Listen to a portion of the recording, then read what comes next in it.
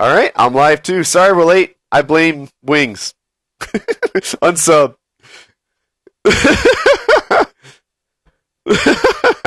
Yeah. Every other show starts late. All of them. They all start late. They sit there and like I'll be on their show sometimes as a guest, and they're laughing like, oh yeah, my subs know better than to spec me on time. Mine get mad. Mine get really mad. If I'm not on time, they're pissed. Oh, I never put the link to the stream in the promo video. I need to do that now. Silly me. I'm on it. Silly Woody. Wow, this is a horrible way to start the show. I'm kind of boring.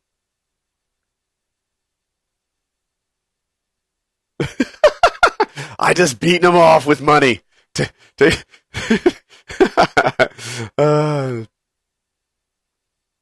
Yeah, so I'm just checking. Did I get my link updated in the promo video? I think so. Shoutouts are not popular on YouTube, man.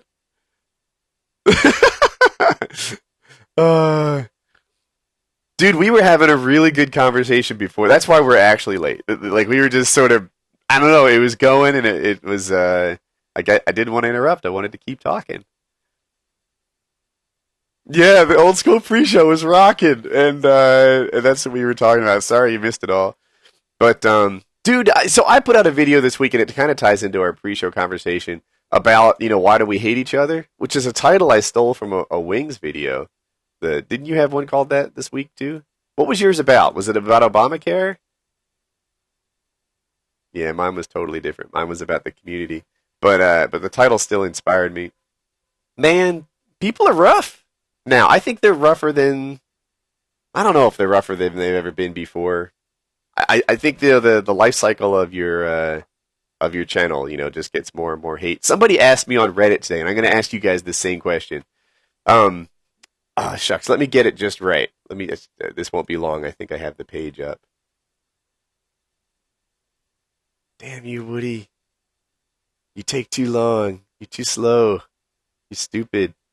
All right, here it is. Let's say you have 40,000 subs that are just there to hate on you. Now, be honest. Would you rather lose 40,000 subs and be hate-free, or keep the subs for views, etc.?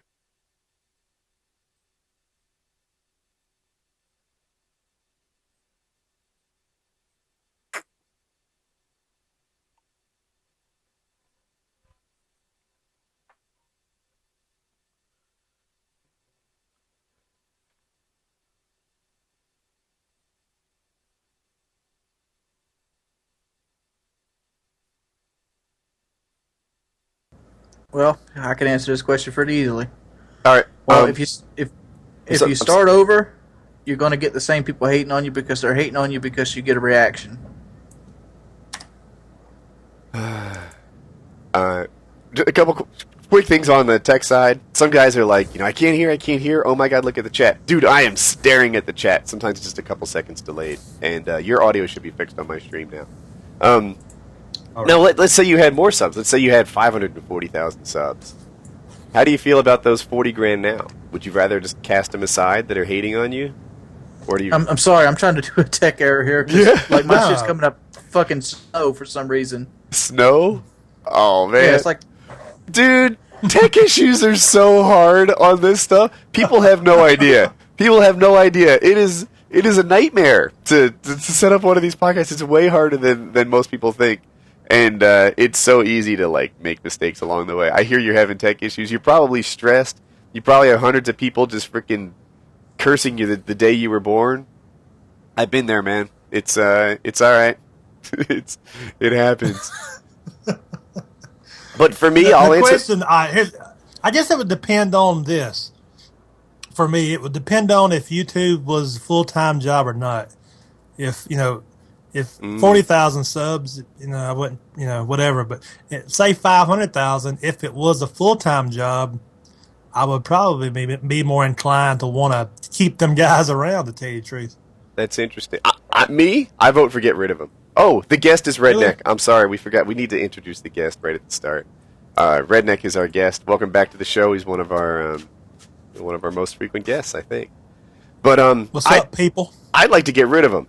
If some guy's on my videos just to hate on me and click on dislike, get out of here. And I swear sometimes they can breed more haters, you know, like, Redneck's a view whore. Then somebody else is going to call you a view whore, mostly because the guy's a sheep. He's a little follower. And, you know, that's part of the problem. Let's talk about view whore for one moment. Okay. Everybody who makes videos, they want to be partnered, right? Most of them do. They always want, everybody's shooting for the partnership goal. That is a content creator, because they want their content to be seen. Why is it when, you know, just because you get 20 views a video, why are you calling people that get 1 million views a video a view whore? Because your goal is to get 1 million views per video. So, I mean, a lot of guys say, well, I won't post this or post that. But, I mean, if you're getting 1 million views a video on what you want to post, that might somebody else make you a view whore. Sometimes people are just obviously jealous, right? Like, that's their whole thing. They're obviously jealous. And they do nothing but lash out on other people because, you know, they're obviously jealous. That's who they are. Even if you have a channel that's not partnered, and people still like to get views. It's fun. It's neat to think that somebody cares about your opinion or enjoyed the video that you made. That's part of the deal. I think everybody who plays basketball would like to be a pro basketball player. You know, it doesn't make them a cash whore.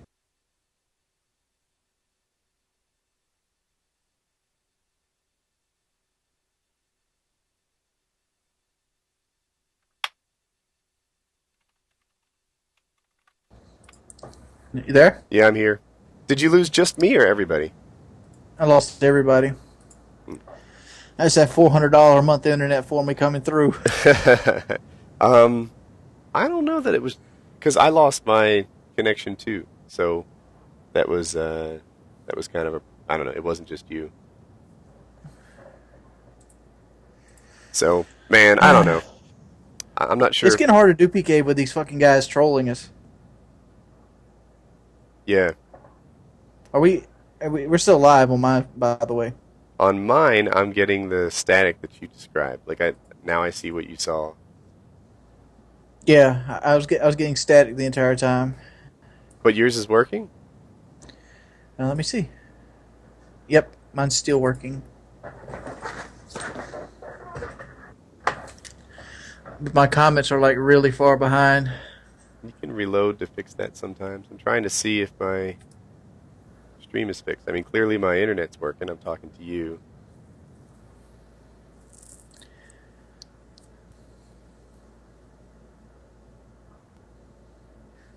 Huh.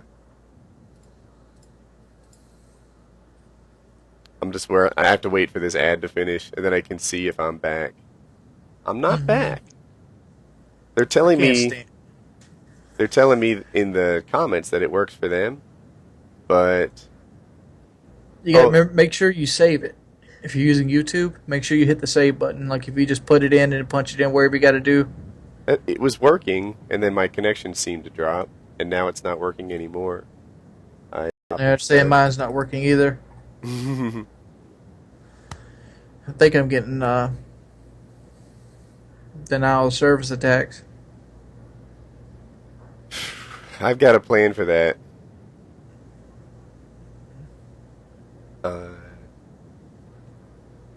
You know, they're telling me it works. Just refresh and everything is cool. But it's not working for me. So this is so frustrating. I don't get... Redneck's asking if you're offline.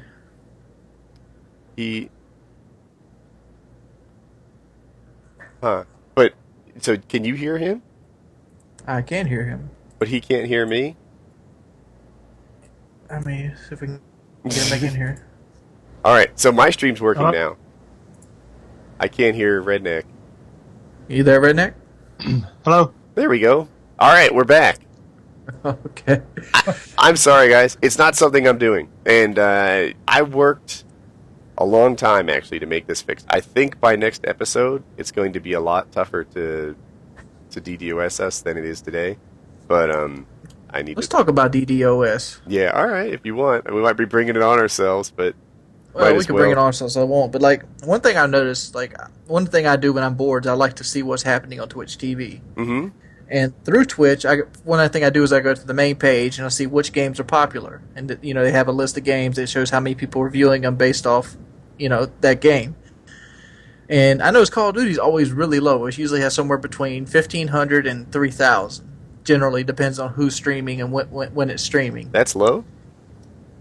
Well, stuff like StarCraft has 26,000. StarCraft. Stuff like right. DayZ has like 7,000 or 8,000. Okay. Dota 2, these are games that just beat the crap out of it streaming-wise. All right? Right. Some games lend themselves to streaming better than Call of Duty. But I don't see why Call of Duty doesn't lend itself to it. And we have a lot of Call of Duty guys that stream. Like, why do you think that people don't stream Call of Duty that often? I guess we're not talking about DDoS. I was wondering how you get there. I'm talking about DDoS. Like you think that's between why? stream joiners and like people like sending you the denial of service attacks. I mean, that's the reason I stopped streaming Call of Duty, because it was just so frustrating. And like, oh, go ahead. And it's like these people get these power trips off of it. It's like, seriously, all you're doing is ruining everybody else's good time. It's like being that guy at the party that can't get no pussy, so he decides to change the music. I'm still keep going. I mean, that's it. I mean, like you know what guy I'm talking about, right? That guy just like, well, I'm not having fun, so nobody's having fun. Yeah, let's mess up Redneck's mojo. He's about to get laid, but I'm pissed because I ain't getting none. What did the Jersey Shore call that? They call that a grenade, right? Grenade. No, I think a grenade is an ugly girl, right? No, grenade's like a fat chick that's with a hot girl that you want to fuck, but she won't let her. Yeah. Oh, yeah. Is that? All right, I'm gonna look up grenade on Urban Dictionary. That shit is crazy. So these people that come here and do this shit, what you are is a grenade. You're essentially a fat bitch that can't get dick, and you're trying to mess up your friend's good time. You're right. I imagine one of those guys that do that. A solitary ugly girl always found with a group of hotties. If the grenade doesn't get any action, then neither does anyone else. Come on, man, take one for the team. Jump the grenade. There you go. Yeah, you nailed it. I'm at a party, Weens. You're getting the grenade. I'm getting the grenade. Yeah, you got to take her out. I'm going for hottie. My wife's going to watch this and beat my ass. I can sort of see the charm of DOSing somebody. Like, let's pretend you were watching TV and everybody had the ability to, like, knock that show off the air. I bet it'd be getting knocked off all the time. It's just kind of cool to have an impact on something like that. Right? Everyone's watching Seinfeld or whatever, and you, like, break it. Not that I'd be doing it all the time. That's jackass behavior. But I can kind of see how people would be like, dude, that was kind of cool. My thing got, it impacted everybody. Like, I did something. It's kind of neat. I can kind of see why they do it. But, when it comes right down to it, like, you are, ruining somebody's livelihood, ruining lots of people's good times. Like, what you're That's stupid. doing is pretty lame. One day whoever's doing it is get the shit beat out of them. Yeah, I'm about to say, them breathing air is affecting me as well. They're taking up all the oxygen. I'm going to go ahead and stomp his chest in until that stops happening. All right. Local man. You see the newspaper, the main newspaper in South Carolina. Local man beats a man to death. Remember that guy that actually went to a guy's house that was trolling him on Xbox Live and like punched him in the face and ended up being like a 13-year-old kid? That's all it is. Dude, I'm on Mail Monday, right? And I'm chatting with a bunch of other YouTubers like Bash and Onslaught and T-Mart, I think, were online. And sometimes I take the messages, keeping them anonymous, by the way, and showing them to, like, my friends, like, ones that potentially could get on the show. And one guy was like, I think he has a 10-year-old sister, and he was 13. And these boys were picking on his 10-year-old sister. And he's like, I'm not sure what I should do. I'm 13. I'm really too old to beat up, this kid that's picking on my sister. And my friends and I all thought the same thing. We're like, no, you're not. Hot damn, you're good to go. You're 13. You can beat up a 10-year-old who's picking up on your sister. Well, not picking on your sister. Like, you're good to go as far as I'm concerned. Hell, give me their address. So you can get detention? Bash wanted to take a shot at him. Bash was like, I'm 27 years old. I'll kick his ass. I don't care. Like, he was totally down. And, Black dynamite. yeah, I thought it was awesome. And, I don't know how I even got on that topic, but, Bash was just like, yeah, I'll kick his ass. Hell, tell me. It's, you're good to go, as far as I'm concerned. I honestly don't know how I got on this topic. Onslaught's here. The Xbox Live thing where the guy punched the 13-year-old in the mouth for hating on him on Xbox. That's right. Yeah, that's how we got there. I'm okay with a little bit of violence. A lot of people think violence is never called for. Like, you can say anything you want. And the guy who took it to the step of, popping him in the nose was completely in the wrong. And I'm like, whoa, no, you can't say anything you want. No. Like, if you sit there and say enough, then you absolutely deserved what you get. There should be some sort of repercussion. The repercussion is not having to live with what you said. The repercussion is having to heal from what you said. That's how it should be. Getting your teeth kicked in. Onslaught, what do you think? Something else along that line. I want to know. Chicas. Onslaught, man. What's up, Mike? Should there ever be a physical repercussion for things you say? Are you allowed to say virtually anything, and the guy who makes it physical is wrong? No. The way I worded that question, I'm not sure I understand. Look at it this way: let's say this kid got raped, and you come up to him like, "Yeah, I raped your kid." Is going physical at that point considered wrong? Well, you're going physical because of the action, not really what he said. No, it doesn't even have to be. Like say you didn't rape his kid, but his kid had just got raped by like his karate teacher or something. All right, yeah. And like this guy comes up and says, "Yeah, I raped your kid too." Is taking physical wrong in that aspect? If the guy knows the kid was raped, I'm beating his ass. Absolutely. Yeah. There should be that logical repercussion. If he says that kidding and don't know the kid was raped, I'm like, hey, dude, I'm gonna tell him what happened. This is that conversation. Do you put it at a 1 or do you put it at a 10? I mean, like, there's a middle there too, and the middle ground is some things get their ass kicked, some things they don't. And I mean, who cares where the common ground is? Mike, what do you think? I don't know. I laid out my stepbrother one time because he was talking about my mom. So, yeah. Damn. For the 1-2 combo, you give him a drink of that fried chicken. Just a one combo. Just a one. There was no combo. It was just the value menu. He was one and done, huh? Yeah. Would you just pop him right on the button? You hit him in the jaw? Yeah, in the jaw, kind of like lower chin. Yeah. Well, maybe he learned something from that. I did that. Yeah, once. he never said anything. At least in my face, anyway. He never said anything again. So. It ain't got. They got to learn something. They just got to learn how to have that hair reaction where they kind of flinch when they talk. I did something like Always on edge. I was playing ice hockey, and I've told this story before, so forgive the recycle. But there was this guy, and he was picking on all the little guys on my team. And this is just beer league hockey. It's not like we're all hot shots or anything. But yeah, every guy that was like under 160 pounds was getting picked on by this guy. And I laid in a check into him. But it's a no-check league, so that's kind of like a signal, like, more than it would be in a regular hockey game. And he immediately wanted to fight. But he dropped his gloves, he put his hands at his side, and he offered to give me a free shot. I took it, and he dropped like a sack of potatoes. That was the end of him. It was a one-shot combo, just like Mike's. Yeah, that free shot, you put all your weight behind it. Oh, yeah. Follow through like basketball. You could tell it wasn't like a lure or anything. Like, he was totally straight up giving me a free shot. And it was right here, baby. That's where I put it. You got your money's worth. Hit him I did. right on the button. That was it. I punched him. He fell down. I'm not a hockey fan, but it doesn't seem like you even need a real reason to fight in hockey, do you? I mean, people just fight because the refs allow it, right? Because the main allure of hockey is watch people fight. It's like NASCAR with wrecks. If you don't have a wreck in NASCAR, nobody wants to watch it. Yeah, oh God, the Daytona 500 is huge because everybody wrecks there. Talladega, dude. Yeah, Talladega too. I know of these races, but I don't. For the girls and the fights. Yeah, it's girls fights, and you get 210 miles an hour, and everybody wants that win toward the end. There's like 15 cautions. That's here's a question. Yeah. Since we're kind of stuttering.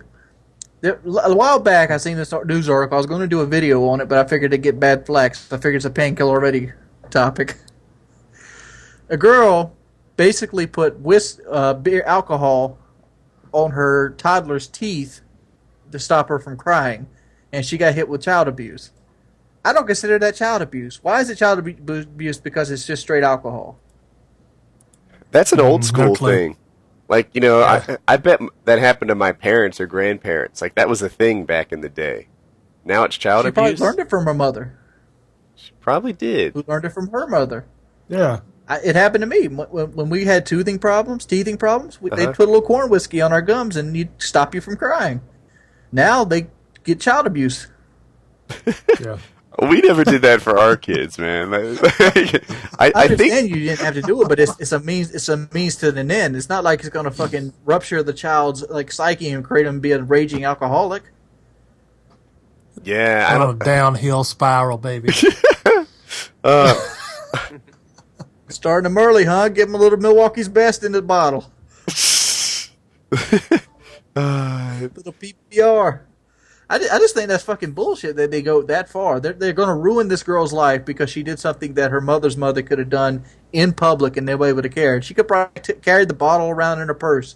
It seems like some sort of like mandatory education class would be an appropriate punishment for that. Like, you know, you want to put your thinking, like, what do you really do with a mom who gives their kid alcohol to make them stop crying? You know, and just a little on the gums. Like, this is an old school remedy. I think you teach that mom about, you know, the impact she's really having on her kid, and then set her free to be a better mom. I think that's how you do it. What makes me think though is, how did the authorities even find out? She was in a restaurant, and the restaurant called the cops.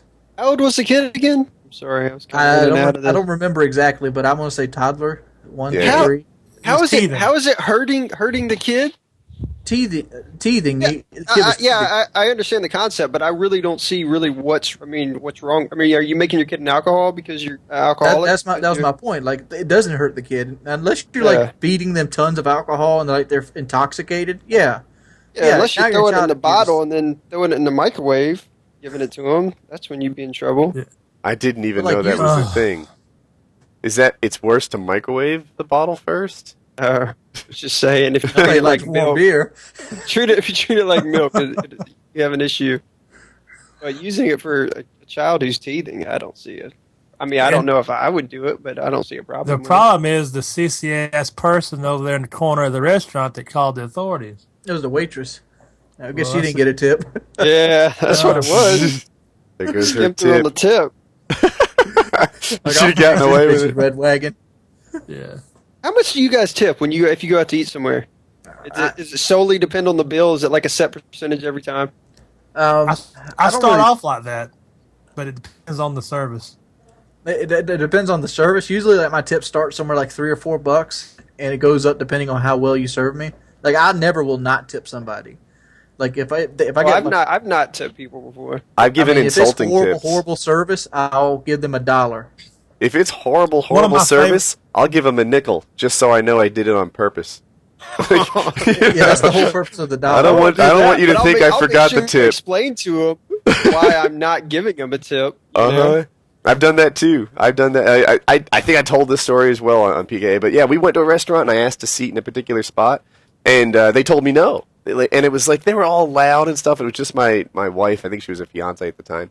And we were like, can we sit in this corner? They said no. And then the next person that came in got the seat I asked for. It was like, you son of a gun. Ooh. And then the food showed up and it was cold. And the waitress was not very pleasant. And like, I'm a pretty pleasant customer. I don't get why I was getting that kind of feedback. So when it came time to tip, I gave her a nickel. And then I told her, I was like, look, I wanted to sit over there and you wouldn't let me. And then my food came out here and it was cold. And you sat here and looked down your nose at me the entire time. Here is one shiny nickel for you. You've earned it. Don't spend it all in one place. What can you even buy with a nickel? Like, you can't even get a piece of gum with a nickel these days. That was my go-to move. It's a foundation urn. Like, a nickel is useless by itself. Bazooka gum right here. It's all You can't yours. even afford bazooka gum. I think it's like 15 It's cents. 35 cents. No way! 35. There you go. Wow. Plus tax.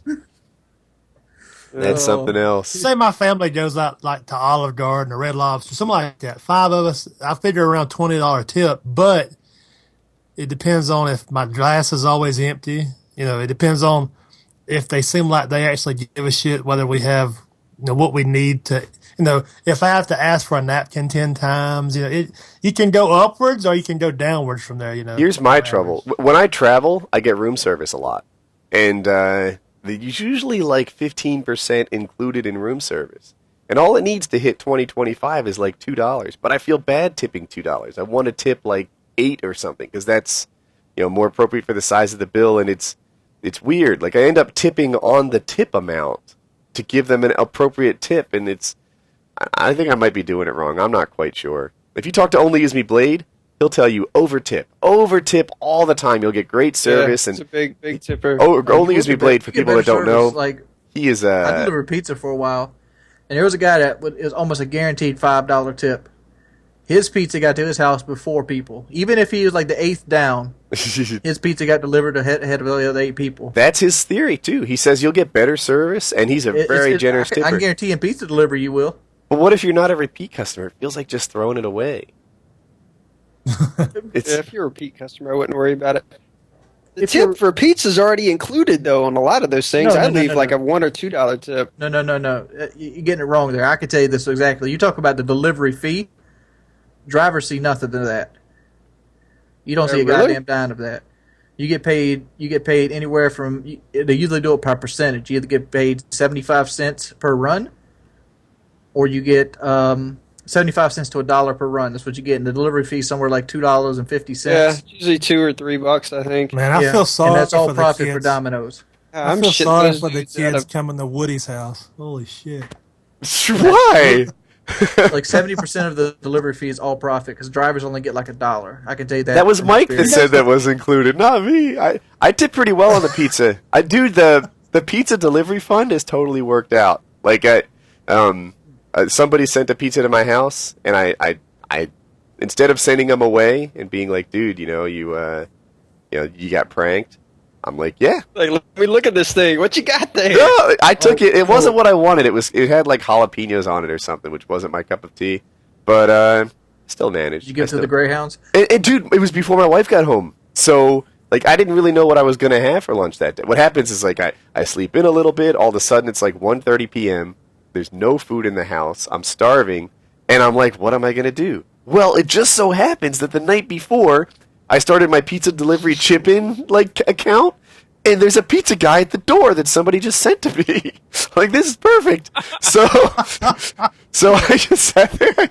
I gave him my card, got my pizza, and what do you say? I had pizza that day. It just showed up. I didn't even have to order it. I just had. That was for my. Whoever ordered it should have prepaid over the phone. I asked him to do that. I was like, because on Facebook, I put on there and I was like, look, whoever's ordering pizzas to my house and sending them, you're not punishing me. Like, I just turned the poor guy away. You should see how sad they get. And, because they do, the pizza guy is like, oh, really? He knows there's no tip, there's no pizza, there's no nothing. Yeah, and, they're getting pranked. And, like, it's not me who's getting pranked. You're pranking some poor pizza delivery guy out there who's struggling to pay the rent. And so I set up I put the link in the description, by the way. There's, like, a pizza delivery chip-in thing. Oh, whoops, I put the wrong link in. Damn it. I'll fix it in a second. But, here it is. I want to talk about the pizza delivery before we get off this. I feel obligated to do it now. Share some experience. Wait a second. Did you ever deliver pizza before Wings? I did it for 3 years. That's what I was thinking. And I can tell you, I did it for 3 years in a ghetto area. Like, literally, you'd go in, you'd come out with, like, maybe $10 worth of actual tips from working, like, a 12-hour shift. So I'd suck ass. What's the craziest thing you've ever seen? What's the craziest person you ever delivered a pizza to? Yeah. Well, the craziest.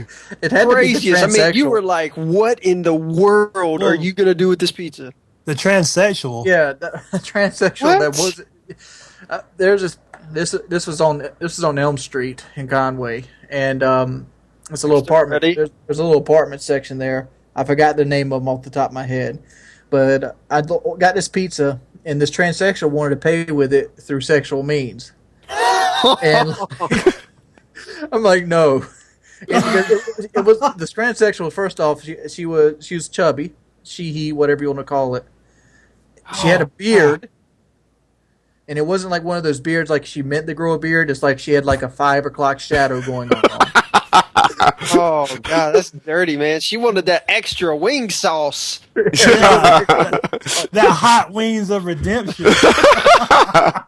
Whatever happened to the wing sauce idea? You gotta get that push-up glasses. Like, no, man. We take Visa, MasterCard, or cash. Wings. Remember you were gonna start off your own hot sauce company. Yeah. What happened to that? Well, I haven't really found the formula yet, and I kind of threw it to the back burner and never went back to it. All right. Well, the formula, you just got to play around, right? Well, you got to play around. There's so different many things you do. You can make it sweeter. You can fry. Sometimes you have to fry it. It changes the flavor, the taste. You got to have the right vinegar and vinegar and God, what is the other ingredient? Yeah. Have you ever made any type of sauce? Yeah. Your own? Yeah. Shoot. Play around. I got some in the refrigerator. I would think that'd be something you could do. You just got to devote yourself to it for a couple I'm weeks. waiting for a YouTuber to leverage his fame into something bigger, right? Like, I'd like to have an iPhone game. Like, that to me is the next. Like, maybe I'll start a Kickstarter project and maybe fund an iPhone game. I think that'd be kind of cool. If you started it and formed a sauce company that became bigger than your YouTube career, I think that would be awesome. I'd love that happen. Shit. It's super sick. Have you guys talked about that new console that was on Kickstarter this week? I know Woody and I talked about it the other day. Can I talk about the pizza thing before we jump into that bigger topic? All right. Yeah. This is just out there because I know a lot of people are getting to the point that listed regular are getting jobs, and some of them will go into the pizza delivery field because it's probably the best paying starter job out there, and it is. I mean, delivering pizza, you can easily make $30,000 or $40,000 a year if you work at it. Not off tips though, right? Yes. All right. All right, but I live in a Myrtle Beach area, which might be different if you live in Wyoming or somewhere. I live in a tourist area. But what you do is you automatically, most drivers that deliver pizza, they only are allowed to carry $20. I don't know if you know that or not, but it's $20. It's usually 2 5s, 10 1s. How is that relevant? They don't carry to this? change. I'm waiting for you to get to the juicy part of the story here. Well, this is just money's tips. All right, since you don't carry change, some people expect change. Don't ever give them change. Like you round it up or you round it down. Like, look here, your bill was like $13.86. You gave me 14. I'm sorry, we don't carry change. You've made 14 cents. But if the bill's like $13.06, and he gives you 13. Like, keep your change. You take that out. If you do it that way, at the end of the night, you end up making another $25 to $30 in tips from just overage and change, and they'll never say anything about it. Oh, so your secret to making money, now I understand why it's relevant, is not giving them proper change. Yeah. It's cheating people. It's not cheating people because you're not allowed to carry change. You're literally not. It's against Domino's rules. I see. But most people turn that in at the end of the night. Just don't turn it in. Dude, I want to talk about the new console. Some more. All right, let's talk about new console. Yeah, so how is it pronounced? OUYA? It's pronounced fail. I don't know. It's OUYA. What are they at? Like almost $3 million or something? They're crushing. Yeah, but $3 million in a console-based business is like having $300 in a regular business. I mean, just look at the guy that sold PayPal and he tried to make that car company. What's it called? Tesla's. He went through $150 million in 1 year. I'm thinking, $3 million is a great start for investment, but like they got a lot more money to earn before they can compete with Microsoft and Sony. I don't know. They're making $100 console. I bet it costs them $40 to make. Yeah, it's $99. The game is free to play. I mean, I don't. Yeah, but how many things that's been free to play has actually been worth playing? League of Legends comes to mind. World of Tanks. All right, League of Legends. Hawken. Have I mentioned Hawken? Use Woody as your sign-up code. Look at thousands of apps on your telephone, on your cell phone. There's tons of stuff people are addicted to on there that are free. Is Angry Birds free? Yeah. You sure? The version I had on my cell phone was free. I've never paid for it, and I played it on my phone. So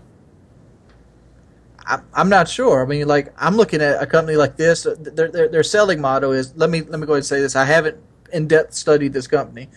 Somebody sent me to a page on Kickstarter, and I read the page on Kickstarter. And it seems like their motto is to get basically free games.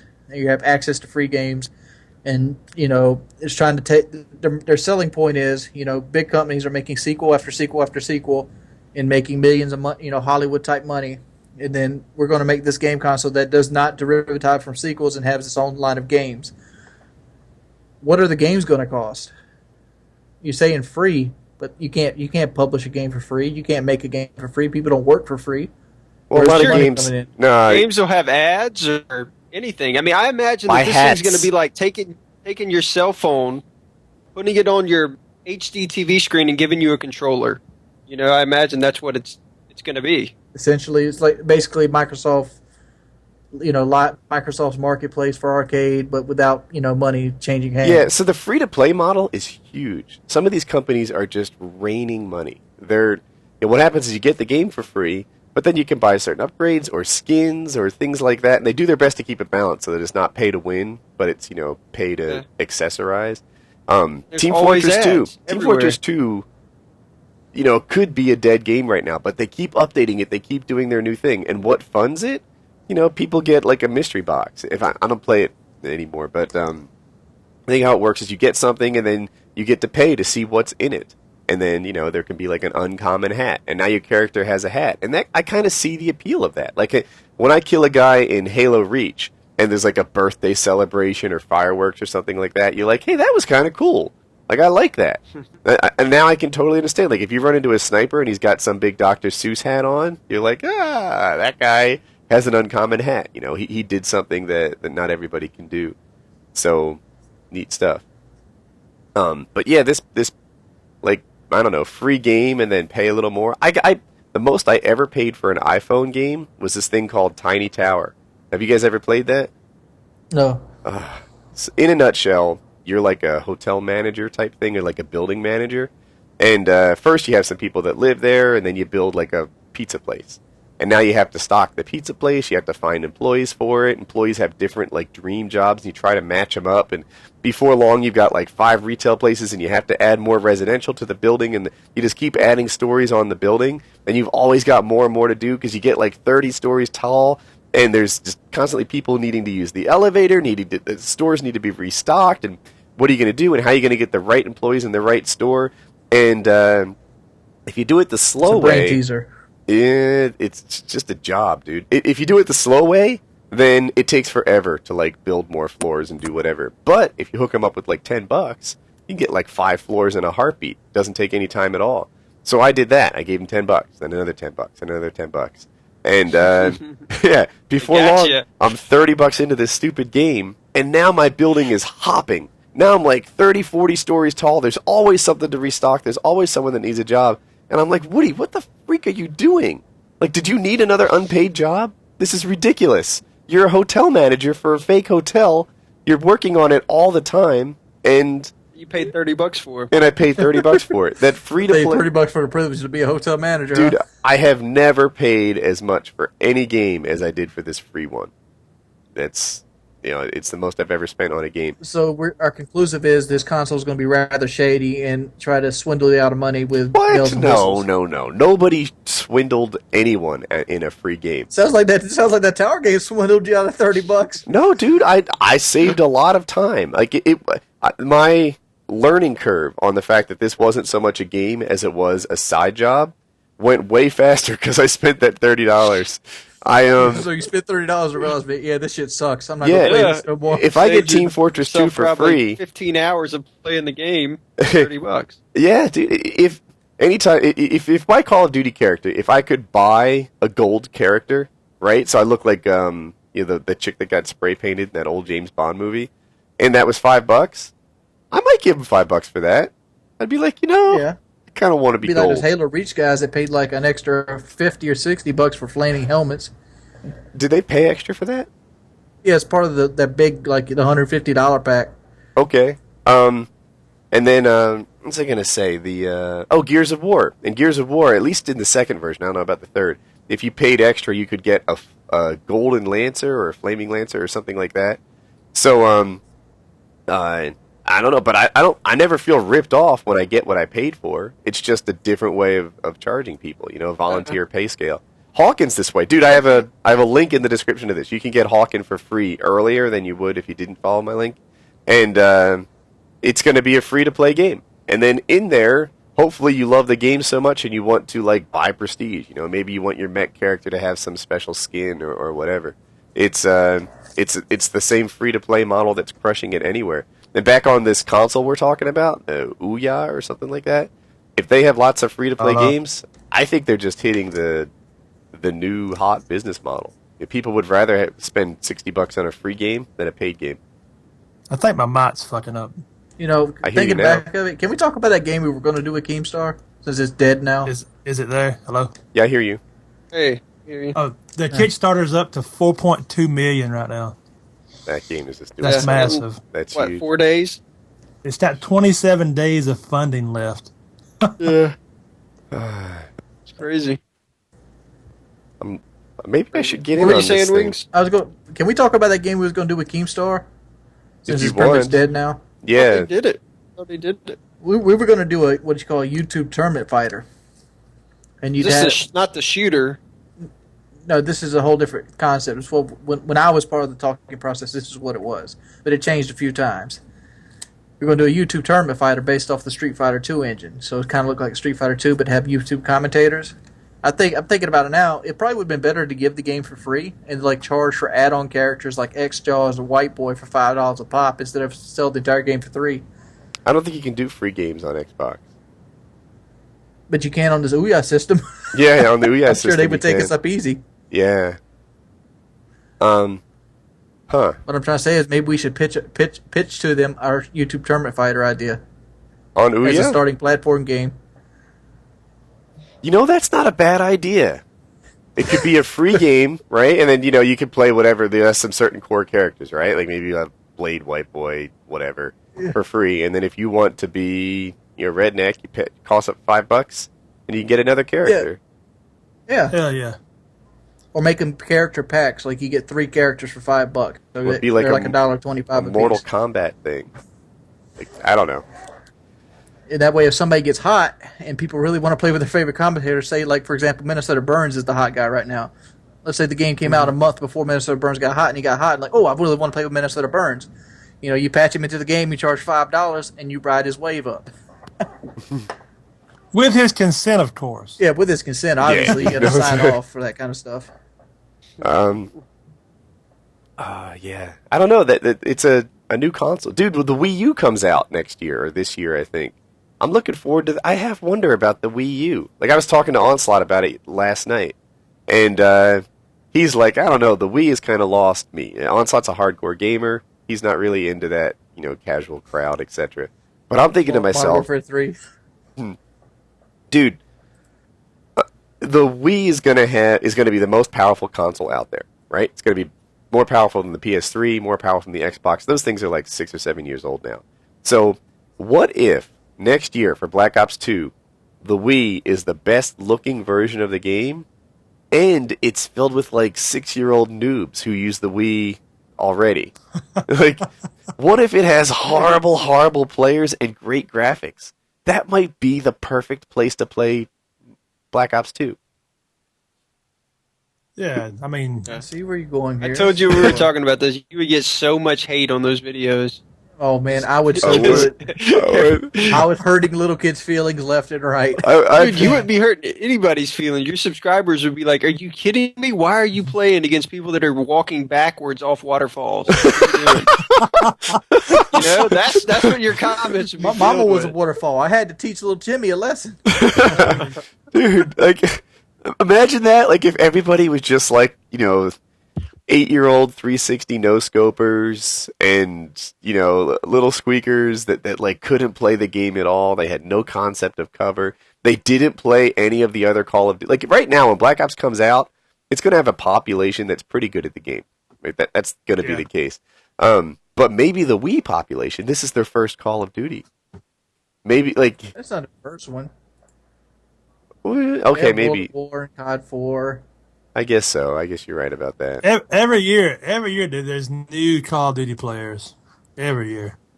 That's true. But I still argue, though, that they're better than they used to be. Like, if you walk into Halo, this next release, you're going to find a lot of people who've been playing Halo since, like, 2005. Just ready to eat your cake. Yeah.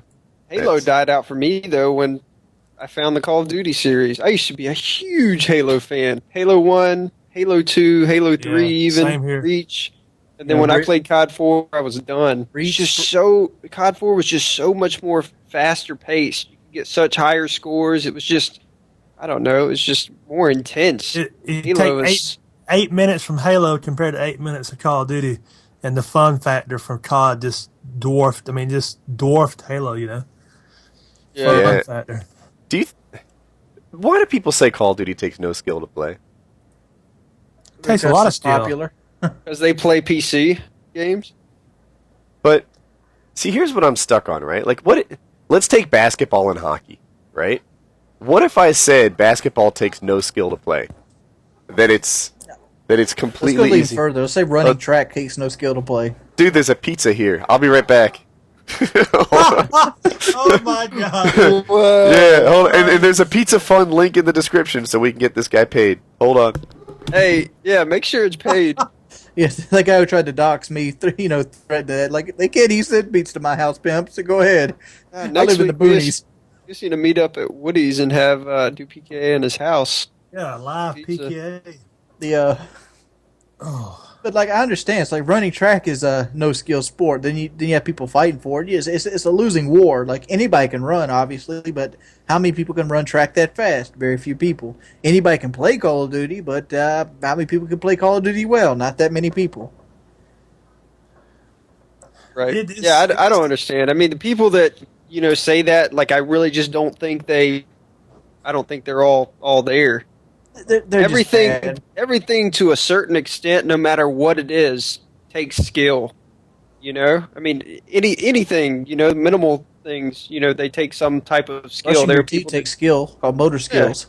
yeah, there are people that do it better than some. And do it better than others. Your dentist sees that. So I don't know. Who cares? I mean, like, I overlook people like that altogether. Because they're just mad at the game. They want to try to justify something better. You know the reason Battlefield is not as big as Call of Duty? Because Battlefield feels like you're playing with weights on. It does. I mean, I'm a Battlefield advocate. I love the Battlefield series to death, but Battlefield 3 sucks. It does. I mean, I'll be the first to admit it. Bad Company 2 was a great game.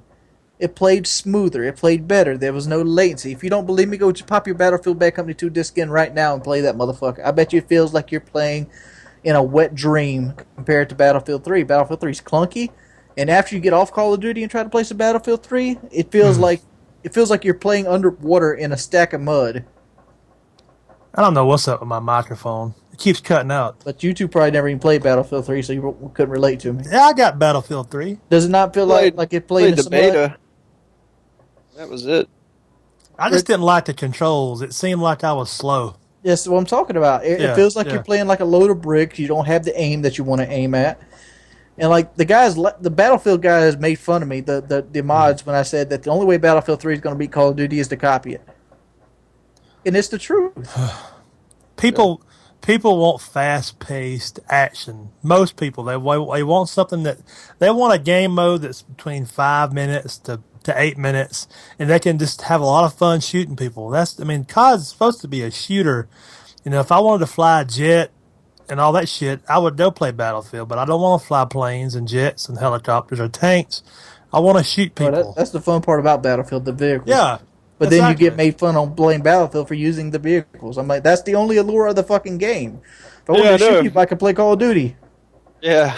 Call of Duty takes a lot, but it also takes a lot of luck too. When it comes to especially when it comes to Modern Warfare 3. It takes a lot of luck. It takes a lot of skill. I got a buddy of mine. I think he's the best MW3 player there is. You must have really good lag compensation on the side. Yeah, he usually has host. I think he's at Comcast. He got an upgrade. Pretty funny kid to watch stream, but talking about Mr. Exquisite, but he's young, he's cocky, and he has good gameplay. Now he's really good at what I watched it. I watched him play the other day. That bitch motherfucker didn't even jump on a flag. He's used the AA-12. The game ended up losing by 40 points. At no point did he try to win the game. He was like, I warped a double Moab with the AA-12. And that's what I'm talking about. It takes a lot of skill. Like Now, he could have jumped on flags, but me personally, I had a rant video. I'm all about winning. I mean, me and you've played a lot together, and you're about winning.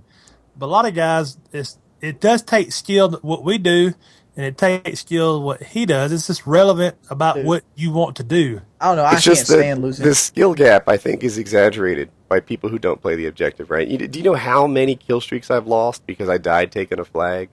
Like, how many YouTube games I've lost because I didn't want to lose?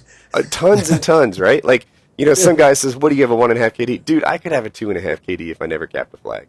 I could have a 5 if I didn't cap flags. So many deaths from grabbing flags, it's ridiculous. And so many kill streaks that I didn't call in, so many kills that I don't have because I've capped flags. Bragging about kills in an objective-based game is like bragging about assists in a basketball game. It's, yeah, I'm not saying you didn't help your team, but don't go acting like you're some hotshot. The guy that actually won the game is the guy that, gained map control, took the flag, and didn't let you have it back.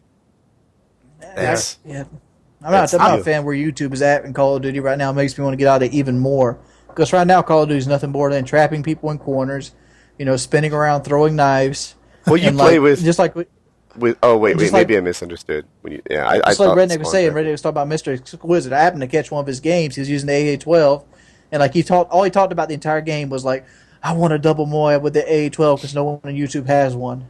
And he lost the game by 40 points after he just ran through A on underground like 15 times. He didn't even finish at the top of the team. He was like somewhere in the middle. But see, he posts videos that that people, his subscribers, want to see. A lot of guys don't give a shit if you're on a flag or not. They just want to see the most kills you can get, and that's fine. Yeah. I tell people, if you want to see that, go to his channel. And I'm not ripping on this guy. Like, I've never actually watched his gameplay, so don't take me as tearing him down. But I will say that in general, if you're watching a guy who plays the objective versus a guy that doesn't, you need a whole different standard for that. This is a whole different thing, unless it's TDM, at which point, But now to put all this in perspective, a while back we did a live stream, and a while back we had it was Fear Gaming with Moho and all them guys, and it was like people like me, Nerdy for the Win, Ron, Inez, and I think Exquisite was on there too, and we got fucking raped. Did you? Like rape trained? Yeah, they raped the shit out of us, and who? we're all Fear? Yeah, Moho and all them guys. Oh yeah. See, that'll happen. It was a different. Yeah. It was a different round because we were playing, MLG style rules. And I thought subs raped you. I thought. No. All right. No. I don't. It takes a pro to rape me. No. Dude, I have. It either takes a pro or Infinity Ward, one of the two. I don't even know how many subs I have, but let's say I have 840,000 subs. I guarantee you that if you take the best 6 of them, you probably lose. Right? There's somebody out there.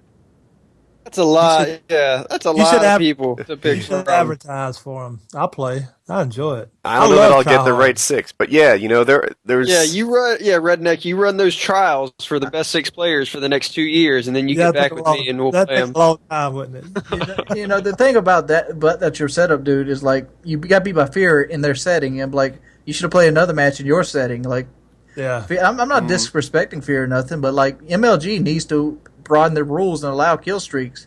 I've always thought that, and people laughed at me. They laugh at you, but like Fear never had to deal with like a counter UAV. They never had to deal with the laws of the UAV, things of that nature. Do you think that's why games like StarCraft are so popular? Yeah, it's why StarCraft's so popular. It's this: a StarCraft MLG player is playing StarCraft. He's not playing a diluted version of StarCraft. He's playing StarCraft. There's no units that are off limits. There's nothing. Yeah. In Call of Duty, you're playing a bare bones version of the game that people considered skillful. I want to see something I can copy and integrate into my own game. That's what would get me to watch MLG players and respect them. I want to see you beat. I want to see you beat a guy 4v4 with like gun on gun, no rules. There you go, Wings. That's your. Wouldn't it be badass? Should start a. I've played with pros. They are very good at the game. Like, they're amazingly good. They're just. They're good at the game, but I was talking to people who know pros, and I was like, do they hate me? Because I'm like, I do well on YouTube and stuff, and they're like, nope, not you. You know who the people the pros don't like? The YouTubers that get a lot of attention for how good they are at the game. Like Bingo. I'll name names, Yeah, right? but- You know, like Fearcrads, for example, an incredible orb. The pros look at them and say, like, man, how do they get so much respect for their gameplay when I'm not? You know, like I should feel like if a channel is built on great gameplay, then their channel should be as big as them because they're great gamers. You know, they look at Yeah, but me see- and they're like, well, Woody's channel is more about Woody than you know. You know why people subscribe to Fear Cards instead of somebody like Tosh or Stainville? Okay. Because Stainfield plays a game that people don't play. He plays an MLG variant game type, whereas Incredible Orbs over here is playing a game they play. He uses the same guns they use and the same scenarios that they're familiar with. Yeah. If MLG would integrate just the regular rules of COD, and every broken piece of shit that COD has has to go in MLG, not only will it make COD more balanced and be able to get fixed because they'll get laughed off the fucking stage if you have unlimited noob tubes happening in MLG. Exactly. But Exactly. the people will be more interested in it because it's a game that they play themselves when they get on their console. I agree with it. I want to see pro teams 6v6. 6v6 pro teams, Yeah. no rules. First to 75 kills. I would watch that. Wings, that's your entrepreneurship Let's get direction. Kickstarter That's what you should going. do. You should start a gaming You not league. agree with me, Mike? I don't know. Entertainment wise, yes, I agree. But to get down to the competitive bones, I think it's gun on gun. I think it's best decisions and. But Call of Duty isn't all about gun on gun. It has kill streaks. It has other elements of the game. Gun on gun's Counter Strike. There's no kill streaks in Counter Strike. That's the thing. Like, let's say Battlefield was MLG setting and they go no vehicles. Well, Battlefield has vehicles as part of the game. Gun on gun is just one selection of Call of Duty. Just like winning a game, being able to kill somebody is one ingredient to win the game. You got to cap the flag. You got to make sure you kill the person, and you got to keep your team in a area where they have peripheral vision and be able to use everything to their advantage. I don't think If you're 6v6 lacking in one of these three areas, what's that? Kill streaks 6v6 would be bad for pro games, I think. Yeah, and kill streaks would also slow down. I think that was like one of the biggest things about why they never integrated them. I think it would slow down the gameplay. How would it slow it down? What do you mean? It's already Because slow as dirt. People would be TDMs maybe, but the other games are super fast paced. Like in my book, the most entertaining MLG gameplay is Search and Destroy. I love watching them play Search and Destroy because it's almost just like Search and Destroy. Kill streaks aren't a factor generally when you play Search and Destroy. I'm not a Search and Destroy fan by any means, but when I think of just competitive gaming and shooter, I just always think about gun on gun skill. Making right decisions. The reason Search is, I thought there was a gap there. The reason Search is good is that they put that short time limit on it. If you sit there in camp waiting for Search to happen, you'll lose on time. So people push, and they make it go. Yeah, but like if it's a 6v6 TDM, most of it can last is 10 minutes because there's a time limit. It's not going to slow the game down that much. I think it would. I mean, talking about StarCraft, I think it'd help the whole. It would help them competitive nature as a whole if they would just let them play the game instead of breaking the rules down. Mm. As of right now, people would be like, no. It's not like you're going to get chopper gunners in MLG setting. That's not going to happen. Most you're going to get is like UAVs and counter UAVs. It would be interesting if they ran kill streaks in pro gaming because, imagine the high somebody would get if there was a chopper gunner up, or even like a napalm in their pocket. How they can somehow work that. The strategies that would be involved in kill streaks and what they ran would be really interesting to me. It would be interesting to see. Yeah, it would add. Because one thing that competitive gaming has that pubs doesn't is there's a really high level of thinking and planning going on. A lot of the slayers in a pub match are just sort of like, I know those guys are there, I'm going to use cover, I'm going to kill them as they come, etc. But in a pro match, they're always sitting there trying to control the spawns. They're always it's like a higher level like of a chess game. There's a big chess game, right? It's a chess game with gun skills thinking involved. 5 and 6 moves ahead. Yeah, they really are. There's a ton going on in there with regards to what they have in their head. And if you added kill streaks, it would get even more complicated. And to me, that would make it even more interesting. I imagine someone getting their specialist bonus as a pro and the high that would come with that. Imagine somebody getting, I don't know, a freaking napalm or something if we're talking Black Ops. And like how they're going to use that and where they're going to place it. You're also thinking about this. Like for example, Modern Warfare 3. Portable radars would force people to use something other than like quick draw.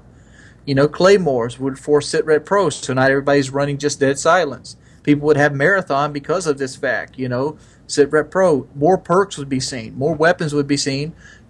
A person wouldn't have a pistol to fall back on if he runs out of ammo because he might have a stinger carrying for his team to shoot down, counter UAVs and stuff. There's so many variables that they're taking out the Call of Duty, kill streaks and stuff. During COD Force Prime was on one of the first page teams on GB, but we always played with S&D with Claymores on, and we'd have 4 or 5 guys sometimes planting Claymores in. I could tell you every Claymore spot on that game because we would just almost win off Claymores. Yeah, but the fact is, you'd eventually run into a team that has countered your Claymores. They know that Claymore's there. They flash them. They stun them. One of the reasons that I think StarCraft is better than Black Ops, whatever it was last year, StarCraft had really good announcers. Like those guys were so much better than the Call of Duty guys were. The MLG Call of Duty announcers were good there. Who was that one guy that was really good that came in like halfway through? You're thinking of Golden Boy, right? Yeah, I liked that dude. He had a nice swagger about him. I liked him. Yeah, that guy had an energy, right? He was fun.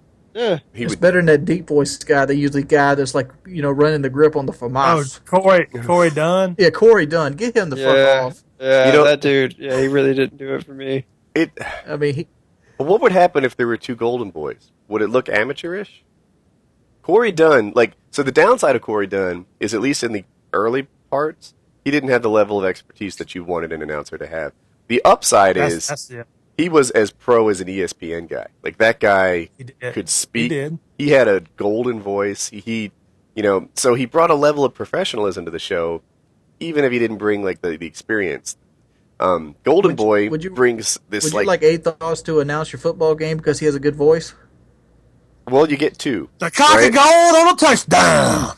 You get 2 guys. So you ask yourself, do you want 8 thoughts to be one? Like, if one of them is going to be, let's say, hypothetically, I don't know, I'm trying to figure like a normal voiced person, right? Like, if you just had, we'll keep using Golden Boy, right? If you're going to have Golden Boy knows the game. He's exciting. He's fun. But, if you were to put him on the ESPN set, he would look, just something about him not like polished and clean and suit and tie-ish, right? Very, very amateur. Yeah, So do you want to have a Corey Dunn to balance him? I don't know. He knows his stuff. That's all you need, and he's entertaining. Look at Joe Rogan. He knows his stuff. He's entertaining. He doesn't look polished. That's a strong argument, actually. I think Joe Rogan is a very good example. Yeah. He's best really good at his job. I want a guy that's so excited about just I want a guy that when he hits the microphone, his excitement can help portray just how exciting it is. You know what I'm saying? You know who can be better than Joe Rogan? Chael Sonnen. Is that? If Chael Sonnen ever takes the mic, he is going to be the best announcer you've If he had the attitude that he had before the Silva fight, that dude was on fire. He did the post show for that event that just happened with who was it? Weidman versus Munoz or something. And he was outstanding. And it's funny, Weidman was talking. He's I hope I'm not pronouncing it right. Weidman. He's a naturally kind of humble, nice guy. And Chael's like, let me put this in front of you right now. You were the #1 contender, right? Are you not? He's like, uh-huh. You are picking a fight with Silva right now, are you not? And he's like, yes, as a matter of fact, I am. I'm picking a fight with Anderson Silva. He was coaching him on how to get the fight that he wanted to have. And, dude, every time Sonnen grabs the mic, he's great. People were ripping on Sonnen for, the thing, the trash he talked leading up to the fight. It all seemed pretty modest to me. The meanest thing he said the entire time was that he was going to pat Silva's wife on the butt and ask her to make him a steak medium rare like he likes it. And look, I wish he had never mentioned the guy's wife, right? I wish that he had left her off limits and just focused on Silva, right? You say you absolutely suck, that he's coward, that he's dodging me, whatever. That to me is all normal inbounds leading up to the fight stuff. The wife thing wasn't. But I'll tell you, I get worse 700 times a day. And they're acting like Sonnen is the Antichrist. Whereas, they'll give other people, the average YouTube commentator a pass. for stuff that's 90 times worse. It's, I saw Sonnen have like a slip of the tongue about the whole wife thing, but I'm over it. It wasn't as At bad least as he's they're working making on it his next career, commentating. He is. Woody, so what you're saying is there's double standards. Yeah, yeah. Come on now, not on YouTube. It's true. It's true. But Oh, standards on YouTube. We don't even need to have that discussion. I'm Yeah. sick, tired of seeing people complain about standards. This is my standards. I ain't got none. Yeah, Yeah, goodness. me either. dude. I mean, so many I play people. Minecraft with Mike and Redneck. I take this shit so serious. It's ridiculous. Look, I watched that's the awesome. I watched the Minecraft. uh-huh. I was watching the episode, and it was funny as shit. Did you see because- the one where Mike and I played together, or was it a different one? Yeah, that's what I'm talking about. Yeah, Yeah, the challenge. Another People- challenge. people were freaking raging like, God dang it! We were so not bad. supposed to. I mean, like, come on, they're not playing it because they're I mean, just because you post YouTube videos don't mean you're a damn pro. Yeah, exactly. I'm They're- not field you're- stripped here. Dude, I love those Yeah, videos. I thought they it were was funny. entertaining. That series with Mike and I trying to like working as fast as we could to build the netherworld in 5 days. I yeah, thought which we didn't even know how to build. To No, begin we with. did. I had one We're in like, my yeah, work. let's do this challenge. Let's do it. We can do it. Oh, how do you do this? Yeah, yeah. And then everyone blamed me for setting the world on fire. But House on fire. I set the house on fire, but I totally did what you told me to. Yeah, I did. You're gullible. He's like, you need a block of wood, and then you pour the lava on the block of wood, and it catches Didn't fire. you tell me? I think you looked up how to make that thing, and you said light a block of wood on fire or something. I still don't know what I Yeah. did wrong, but I know it was horribly wrong. That much is for certain. It was, yeah. You set We the all roof caught on fire. Then I Sure. died twice. I was trying to get my bucket or something back. It was terrible. That was fun. What else we got? Topics. How was the pizza? Did you get a pizza? What was going on there? Yeah, so what happened is last week, here's what happened. People have been sending me pizzas, and I've been sending them back. Like, dude, I didn't order your pizza. I'm sorry, people play pranks, etc. And then last week on PKA, and there's a link in the description, by the way, I set up a pizza fund. And I was like, look, you're not punking me. You're punking these poor delivery guys. It's not fair to them that, they have to make a pizza, they come out here, whatever, then I turn away and say, dude, I didn't really order this. I'm Oh, so online. you pay them now from the pizza fund. Now there's a pizza fund, and when the pizzas come, I'm like, yeah, dude, I'll take a pizza. Let's do this. It's And- awesome. Yeah. Sucks you just don't get to get exactly what you want, but still, You know it's what? cool. It sounds like it would suck, but the truth is, like, I only order like one kind of pizza, and I'm discovering that I like more than one kind of pizza. So, Trolls are broadening your. they are. pizza My perspective. palate has expanded. So the guy comes, and I tried to pay with a credit card, but that was apparently some big ordeal. So I just gave him cash, and then the store manager calls. He's like, "We got 4 more pizzas here. Did you order all these pizzas?" And I'm like, "No. They just keep the other 4. Like, don't even make them. Whatever." So we nipped that in the bud. But the first pizza they sent is right here. It is, hold on, mushrooms, black olives, tomato rama, pineapple, and 2 cheese. And you might like, I would have never Everything ordered except that. pineapple. I love the pineapple. That's actually something that I order for myself sometimes.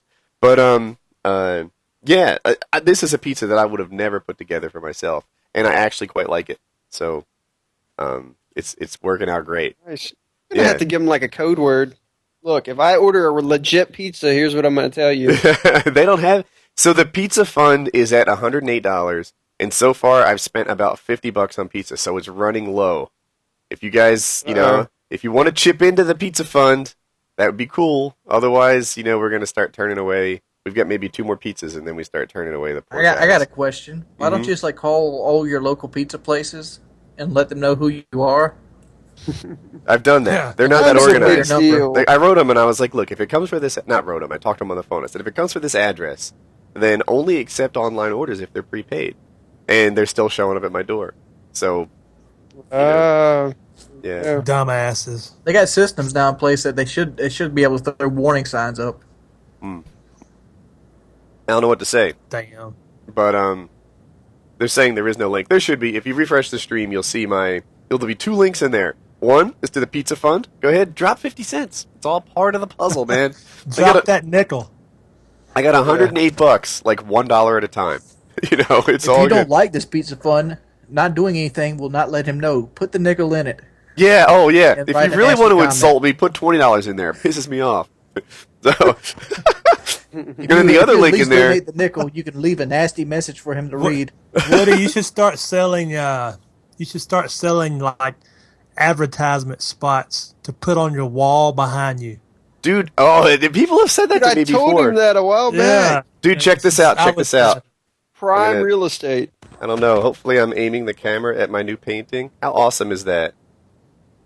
Yeah. Is that the same painting that was new 2 months ago? But I only hung it yesterday. Oh, so it's the newly hung painting. Newly hung painting. I don't know. To me, it's really cool. I'm not sure if my camera's positioned right. Yeah, you should definitely start selling some real estate on the wall. Yeah. Oh, I gotta- yeah, I see it. Hey, get a Papa John's banner back there. Dude, There so you go. I want an advertiser for PKA. I think that would be awesome.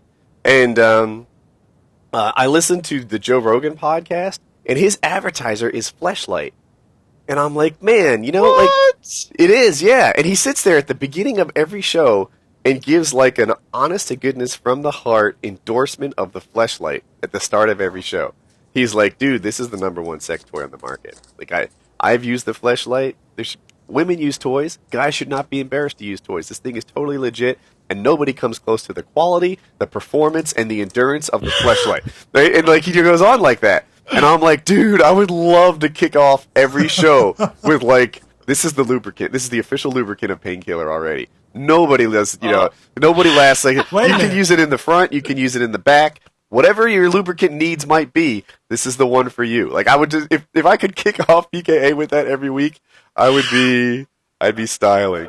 Why don't we? Oh, We should do definitely have everybody tweet at Fleshlight. Yeah, if you got a big dick, this lubricant's for you. I mean, I seriously fucked with it for about 12 hours last week, and I didn't get off once because I couldn't feel it. There was no friction at all. I'm cursed with the baby's forearm downstairs, and if you don't lube that baby up, then Wow. then it's not good for anybody. It's like a slip and slide with no water on it. So wet is the official lube of PKA. Let you go all day and night. Like, it would be funny, man. I would love to do a. You know what I found out this week? I got a new car a couple months back now, and it comes with that Sirius satellite. I had no idea there's like a Playboy station on there, like something called Spice. Actually, my wife told me about it. She's like, "Yeah, you probably have." We were talking. I forget what we were talking about the other day, but she was like, "Yeah, you probably have those channels in your car." And I was like, "Really? No way!" And I found them, and like they were talking about fleshlights today. I was like, "Oh my goodness!" Found my new station. I listen to Opie and Anthony on that shit, dude. I was like, "Wow, I can't believe this." Holy Dude, shit. the Savage Lovecast. Are you guys familiar with the show at all? No. It is one of my favorite podcasts. All he does is give like sex advice, and you think to yourself, like, sex advice, that'll get boring. No, dude. He has so many like off the wall questions that there's hardly any repetition in it. Like, he was the one that came up with the answer for how do you move slowly into golden showers. He was the one that he's come up with all sorts of innovative sex answers and stuff, and he cracks me up. So yeah, Savage Lovecast. There's my shout out. Time to All right. troll him. I'll be I like, just tweeted that Fleshlight Did you? stating that PKA needs sponsors. here's the question I want the Savage Lovecast to ask everybody out there. Here it goes. This is Painkiller Ray trolling. How do you eat a McDonald's 5-course breakfast off a fat woman's back? Make it happen. 5-course breakfast You off want, a fat woman's back. yes, you want to move slowly into that. That's what you want. That's what your sexual desire needs. That you want to eat McDonald's breakfast off the back. I want of- her to let you do that. Yes. Well, I guess you got to stick. She's a big lady. Big Bacon? lady. I'm talking about. Does she like McDonald's? Offer her the deal in front of her. Look, you lay down and eat this 5-course meal. Let me eat this 5-course meal off your back. There you go. Done. All right. It's a win-win You gotta right there. moment.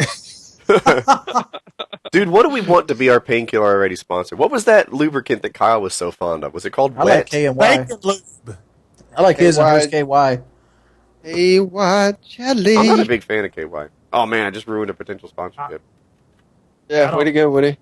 I'm not either. I like the Astro Glide. You know, I'd like to have Rolls Royce as a sponsor. Rolls Royce. Rolls Royce is the official car of Painkiller already. You gotta start small. Here it is. If you want to crash a website, stayswetlonger.com. Stayswetlonger.com. I want them to be the next sponsor for Painkiller already. Oh, yeah. This reminds me. Those fucking bastards at F150Forum.com banned me. Take their site down. F150.com? F150Forum.com. They gave you the ban hammer for life, or what? Yeah, it's like it goes, you have been banned for the following reasons. No reason specified. Specified. Specific. The moderators of Battlefield 3. That ban will be lifted never. All I did was give the man some advice. F150Forum.com is not down yet. I'm going to tweet they should be down. They took over $100 from me in donations over the last couple of years. Stays wet longer down? Let's see. Yeah, it is. It's down. Stayswetlonger.com is down. F150Forum.com. I'm going to tweet it. You should tweet at them. Contact me if you want your site back up. Tweet them and put Chevy riding high. There you go. I would love somebody to take their page down and make a Chevrolet emblem on the front of it. What was it? What was the website you were talking about, Wings? F150Forum.com. They're down, baby. So are you sure that you didn't do anything, Wings? Because like when I hear, oh, they banned me for nothing. I gave a guy some advice, and they technically didn't like it. And I feel like I deserve at least a warning before a ban. Did that advice involve calling him stupid or anything? No. It had nothing to do with Wait a minute, Wayne. Sometimes you're honest. I didn't say anything. It is to you, but sometimes you come off a little harsh to some people. But like, for example, like this guy.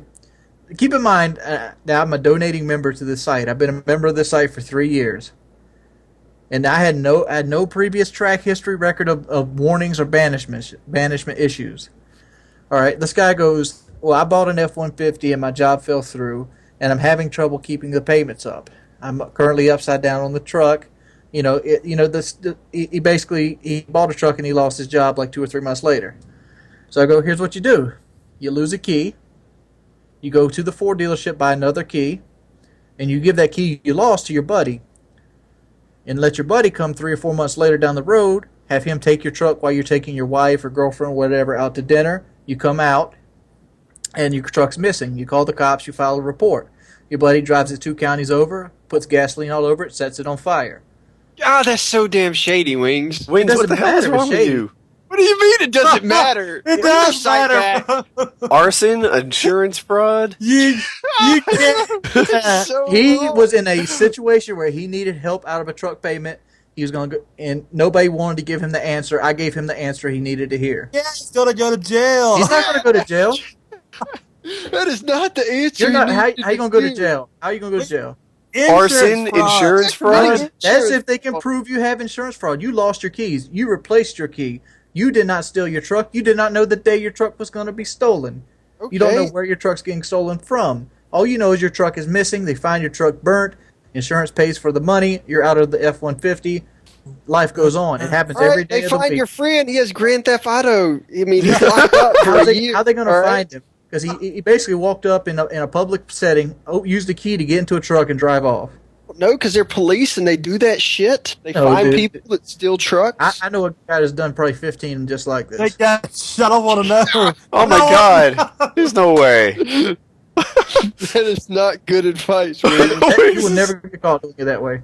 Yeah. You should have told that dude to sell his truck. What are they going to do? Fingerprint you? The fucking truck's burnt to the fucking ground. They got something, man. I'm telling you. What are they going to get on him? They got one of those MW3 recon drones flying in there and watching shit go down. Insurance fraud is just like malpractice lawsuits. They're a dime a dozen. I mean, yes, it's illegal, and yes, it's shady. But doesn't make it moral a lot of at things all. Speeding's illegal. Jaywalking's illegal. I'm thinking more morals here. I'm not thinking legal, illegal. All right, how would you get out of a truck that was $6,000 upside down? I would try to sell it. Here's what I would do. Make better decisions. I don't know. I would try not to get myself. Yeah, I would cancel my cable service. Situation. I would save my money. I'd wear older clothes. I'd not eat out. Man, not eat out. Job, Woody. I mean, he's either going to lose his credit or he's going to lose his truck. Lose your credit.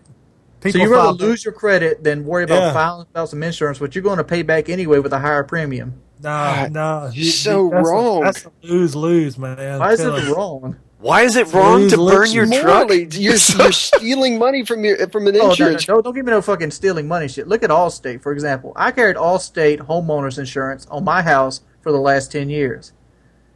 And since I don't have car insurance with Allstate, I've paid out probably $15,000 worth of homeowners insurance through them. Since I don't have car insurance through Allstate, they drop me and they don't give me a dime back. How's that not stealing money from me?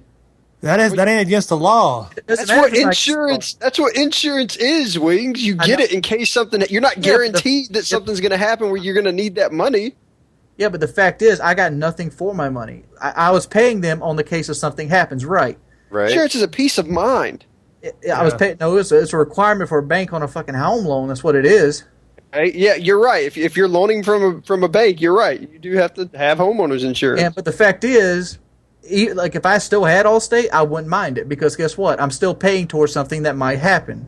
But since they dropped me without giving me anything, essentially I gave them $15,000. How is that not stealing? The same as somebody, burning a $26,000 car to get out from under it. I mean, these are. If anything would have happened while you were you were insured by Allstate, I got they banned giving somebody insurance fraud advice. Right. Wing. I love it. All right. Wings, those things are totally different. They're not at all similar. One is buying insurance and not having a horrible accident. That doesn't mean they stole from you. That was the deal. If anything happens and they help you. I don't understand how you cannot see that like Grand Theft Auto, arson, and insurance fraud are bad things. It's wrong. They can't get it for Grand Theft Auto because you told them to steal the truck, so you basically allowed them to borrow it. Only thing they can get you for is insurance fraud. If they get insurance fraud, then you could try to rat them out for Grand Theft Auto, but then you're shitting the guy 2 ways over. And in the end, you're still going to have to pay for the truck. No, you wouldn't have to pay for the truck because he Grand Theft Auto and he burned it. You just have to start lying more. You just have to start lying more. It wasn't his truck to burn. Yeah, but he agreed to take the bank's truck to burn. You think the bank's just going to let that go? Dude, I just saw the scariest comment I've ever received. Their money. Dude, in the comment section on this video, somebody wrote, "Wings has a good point." Like, I don't know how that could be. Wow. There must be a delay. They're talking about an earlier topic.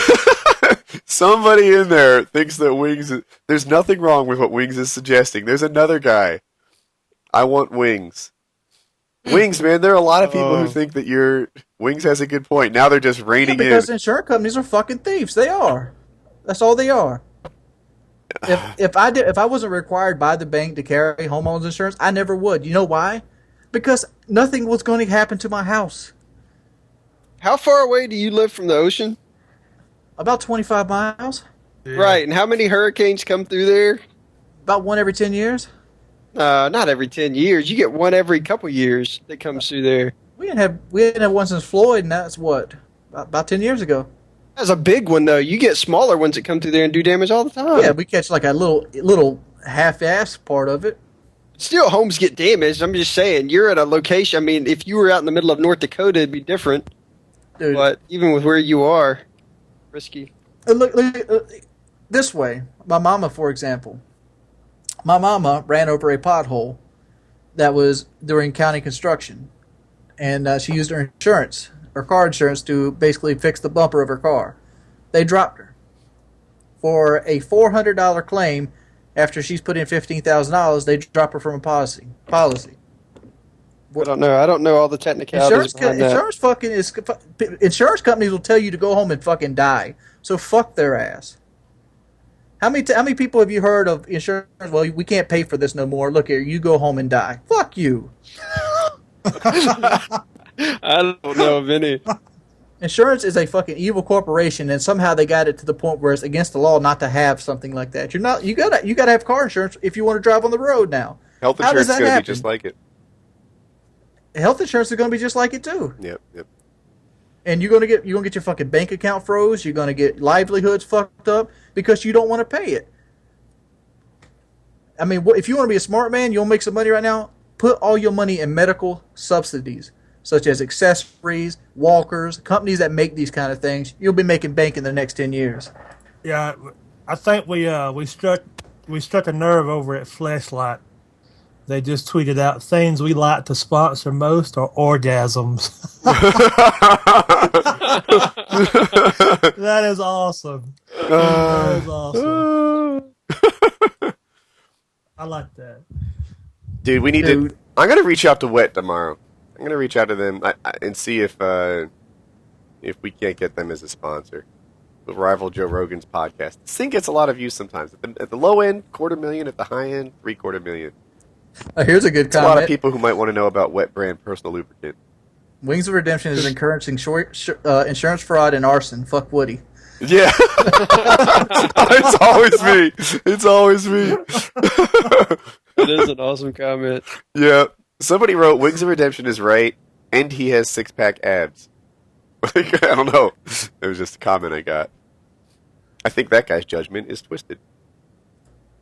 But the fact is they banned me for that. I wasn't really worried about that because I knew it was something that would cross the line. But the fact is, I've donated money to your fucking shitty ass site for years now, and you don't even give me a fucking warning because you give some fucking tool job that works in some fucking factory a say over me because he's got 5,000 fucking forum posts. Fuck you and him. So, if you actually want to get their attention, we could start a letter writing campaign. Like an email writing campaign. You don't piss me off. You don't piss me off the most.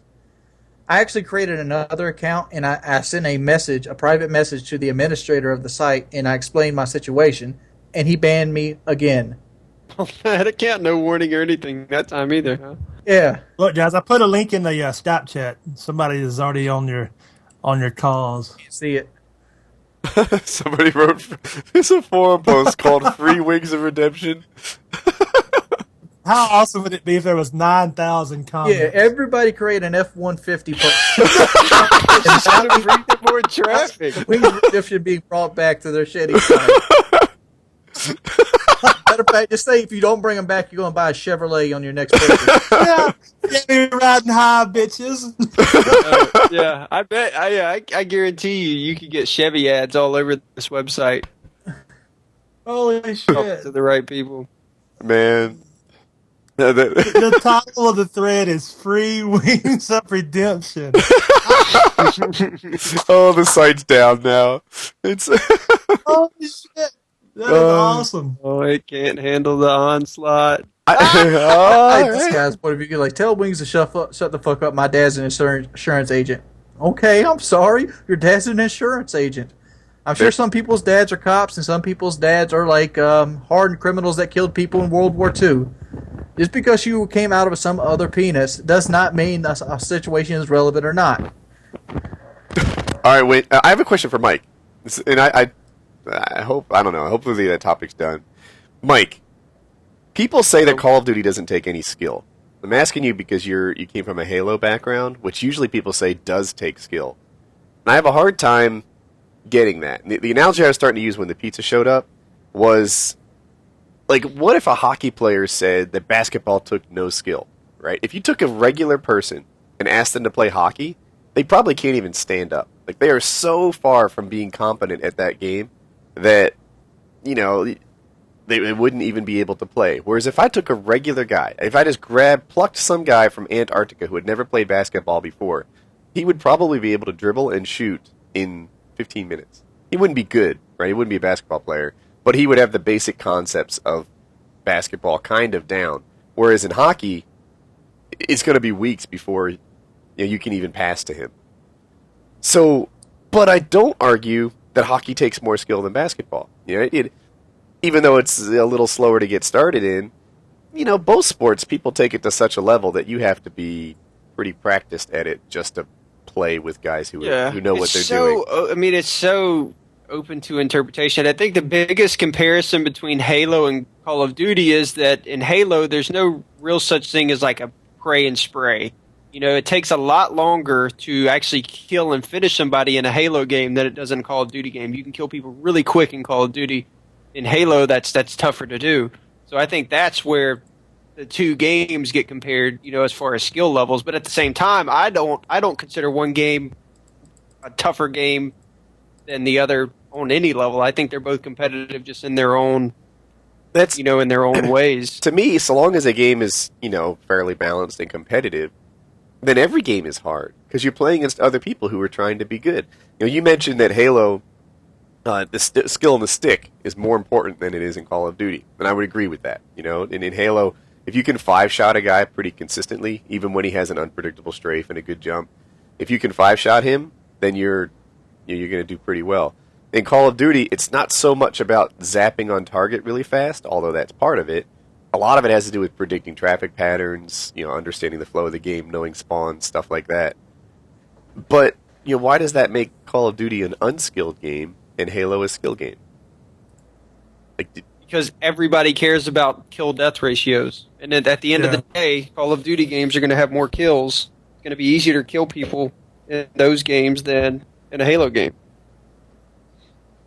That's just the way it is. One of the things, for some reason, I enjoy watching Call of Duty competitive gaming, don't get me wrong, but I love watching Halo competitive gaming. And I think it's all based around the one thing that Halo has that Call of Duty doesn't is power weapons. And the fight to get them, brother. When a player on a team gets a power weapon, it's like you're on the edge of your seat seeing how the team, as a whole, is going to let that one person use the power weapon. It's just, I don't know. Competitive Halo is so entertaining for me to watch because of really just that one aspect. Not to mention, the gun battles are nice to see people get in fights, get out of fights, get back in fights, that kind of stuff. But the power weapons in competitive Halo are what really sell it for me. Watching, for example, Snipe Down's point of view on Narrows, he grabs a sniper and just goes to fucking work. You know what I'm saying? Just goes to work in a competitive scene versus the other players that are the best in the world. And here this dude is just, or not just him, but like Nave, all them older guys, just beasting on Halo 3 and Halo 2 with it. It's the power weapons, like you said. I completely agree with you guys, and I wish that I didn't. If you were to ask me which game I'm rooting for, I root for COD. That's kind of my home base. It's the one I play more, etc. But, when I watch Halo, even as a guy who... Dude, I'll watch Halo, and sometimes I won't even know if in CTF if this is a 5 or a 3 flag map.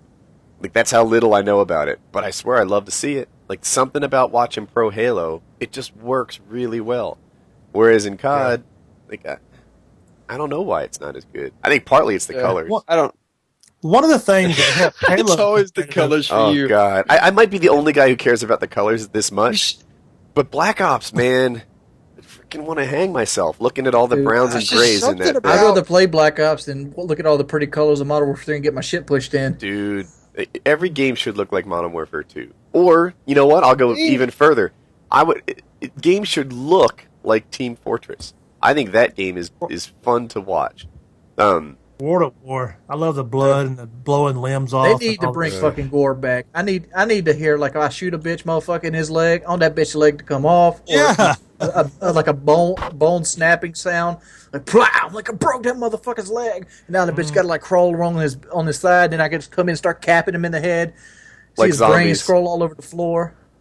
Yeah. The thing for me with Call of Duty, and this is just totally a personal preference, I cannot stand search and destroy. And I think competitive Call of Duty is known and really based around search and destroy. And I just can't. It's too slow. I know that it's where, the elite of elite skill is shown in search and destroy, but it's just, I can't watch it. How about having just a MLG mode? But did you... I'm sorry, Wings. Mike, did you watch it in the second half of Black Ops? Search and destroy? I don't know if it was second half or not. I don't even know when the first half was, but I know I've seen competitive search and destroy Call of Duty, and it's hard for me to watch. It's boring. The reason I asked, and there's probably someone out there. Same thing. Hold on, let me jump in. The reason I asked about the second half, someone out there probably knows exactly when, but sometime during Black Ops and competitive gaming, they changed the rules and they lowered the time. And I want to say every round had 90 seconds. I hope I'm right on that, because if I'm not, I'm sure 100,000 of you will tell me how stupid I am. But I think they lowered the round timer to 90 seconds, and then S&D suddenly became a rushing game mode. Everybody started but sprinting. still, it's all you do is you switch rounds each 90 seconds or whatever it is. Everybody runs to the same spots every time. You just keep seeing it repetitive over and over and over, and it's just going to be who so happens to get that perfect shot off or that perfect nade off, and that just doesn't. Just me seeing everybody run those same routes over and over and over just doesn't do it for me. Search and Destroy is a opening game, but it kind of breaks down to the people that don't run those opening routes and hang back. Yeah, but in the competitive scene, it's like a. How about this? We all agree that Call of Duty is boring to watch in the competitive scene. How about make a game mode based around that? Mike likes power weapons. I like the power weapons aspect of Halo too. Like when I played Halo Reach, I was at best a support guy that's trying to protect the guy with a sniper rifle. That's what I did. Mm-hmm. Yeah. Why not have in Call of Duty have like a power up section where you got like triple health, almost like a Juggernaut suit, but not. But now you got the triple health, you can push that flag cap or this and that, and you have people protecting you because you have that triple health. When I played Halo Reach, I was the biggest ass in the world. Like, all right, I finally got that freaking gigantic sword hand thing. If you need me, I'll be at the top of the elevator. Just wait. You camp with the sword. Yeah, I finally got a grenade launcher. If you need me, I'll be somewhere high. What is camping like on Halo 3? He's on Guardian camping with a mauler. Yeah, man. Waiting for the hammer down. Getting in like the big games on Halo Reach and just sitting the Scorpion the entire fucking game. Is there a clan playlist in Modern Warfare 3 yet, where you can get with your elite clan and play other elite clans? I don't think so. No. Does that exist? No, I haven't played Modern Warfare 3 in a while, but that would be something that I would be interested in. Elite somehow tracking a set clan or set team's stats through playing other group teams. You remember how? Like Killzone did. You remember that? I remember the game. I never played it. Killzone had 3D, right? I don't know if I'm even in the majority, but I would much rather play against a strong, organized team than go into a lobby and just play a bunch of randoms. And that's just, I just get bored. Dude, I would have fun with doing that. With you. Like what I've been doing, Mike, is I've been following Call of Duty Elite, and when they have like clan ops in a certain game, I'll get a group of guys together and like crash that certain game type because I know I saw you doing that. We need to get together on that, by the way, at some point. I mean, I find that fun. I love getting those games where every tag counts. Yeah, I don't know. Which means you can't say people don't love you because there's 11 pages of posts on that thread. I'll be right back. Someone's at the house again. And when you guys tell them, this is going to happen every Thursday until they unban WRICP. That's fucking awesome. Awesome. But yeah, all you're doing is giving them traffic. They don't care. You give them they care because they ask for donations to pay for bandwidth because they have trouble keeping up with it. Now you're just have to pay more bandwidth. Yeah. If they're having to pay per bandwidth, they're fucked. Yeah. Somebody made what are those memes of you wings? It's got you smiling. It says it's simple. We burn the truck. I mean, I live in a place where we get shit done. I mean, you in trouble? You lost your job? You need some help? Okay, Pam, this is what we got to do. We're gonna get you out. We're gonna get you out of trouble. We talk to judges around here. We get DUIs dropped. Do the nines over here. Dude, I'm back. I come outside, and my wife's talking to this guy. I'm like, what the hell's this? The owner of the local pizza franchise stopped by our house to find out what the deal was. Somebody put together a stupid pizza with $50 worth of toppings. And he's like, I've been in this business for a long time. This didn't even look legit. So he stopped by the house to find out about our pizza ordering habits. You gave him a secret word, right? A password. She's out there talking to him. I don't know. I was just like, I got back to the show. He's like, honey, get back in there and make that money. He'll I'll handle this. I'll handle the pizza manager. Wanting to sponsor your wall of fame behind you. Dude, that's what you should totally do. Did anyone add to the pizza? Dude, we haven't even collected any money for the pizza fund tonight. The gravy train is going to end. Oh, I don't know. People say they did. It just didn't go up. We'll see. But maybe. I don't know. Yeah, we'll find out. What fun. What fun. So, What other topics do we have? I got a topic. What do you got? It's about Call of Duty, though. What do you think it's going to take for Call of Duty to take a swing back into, the limelight of YouTube? Make a really good game that people ain't bored of playing 4 months later. Raise that question. I didn't follow.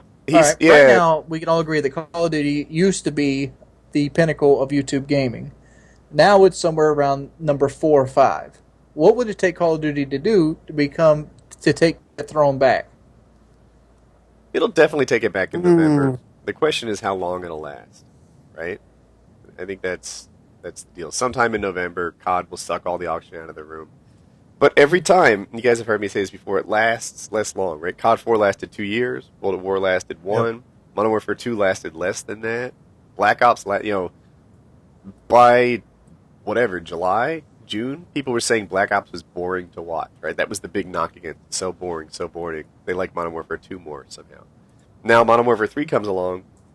The knock on it is this ambiguous, it's bullshit, right? There's just something unfair about Modern Warfare 3.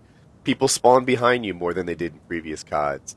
You die extra fast in Modern Warfare 3, and sometimes that feels like BS. If you don't have a good connection, you lose gunfights that were unfair. And so Modern Warfare 3 has this sort of mysterious BS thing to it that has people running away. And it only lasted, I don't know, till wintertime, March or something. Dude, I couldn't stand that. If Black Ops 2, I ran away from that shit so fast. If Black Ops 2 follows this trend, it won't last past 2012. We need to get a PKA needs to step into this and demand lag compensation be took out the game.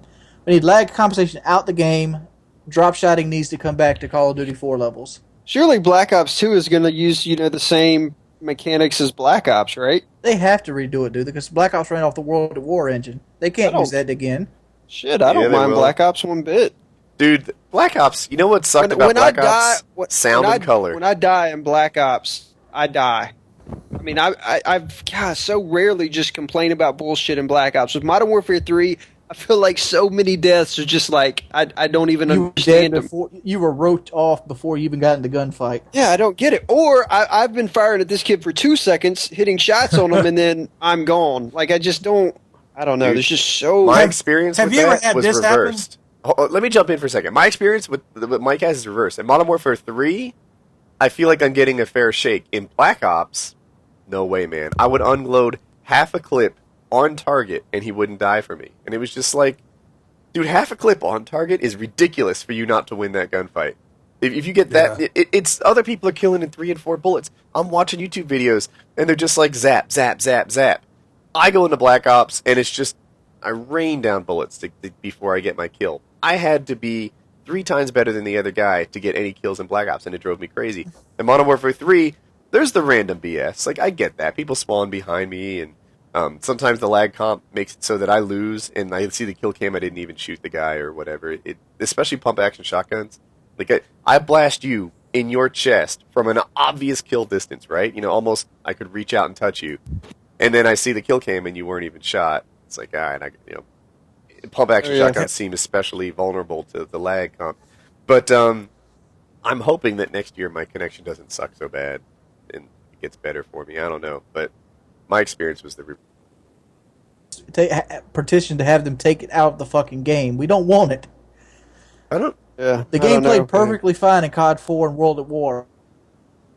It was really host-based, though, right? Oh, no. And 6. Are other people getting hacked? Are other people having connection issues right now? No, I'm not. I don't think. It's better now. I don't know what that was. You know what? you know what Call of Duty might be able to do that could, I don't know, spice it up, bring it back into limelight a little bit? Include some type of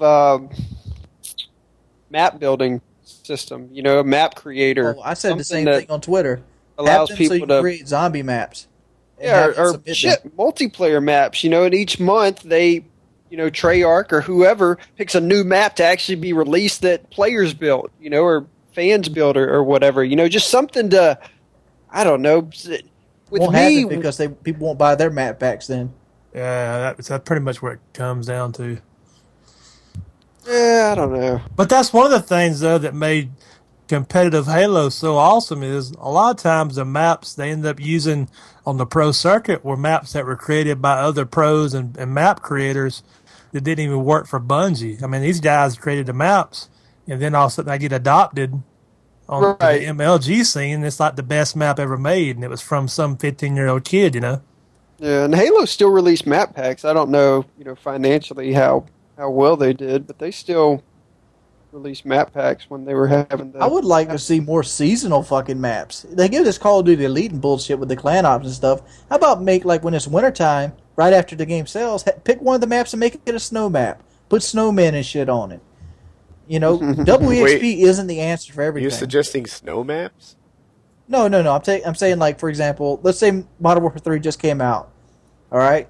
Let's say everybody loves the map Dome. When Christmas rolls around, you make a snow version of Dome with, like, Christmas lights and snowmen and shit and let them play on it for a while.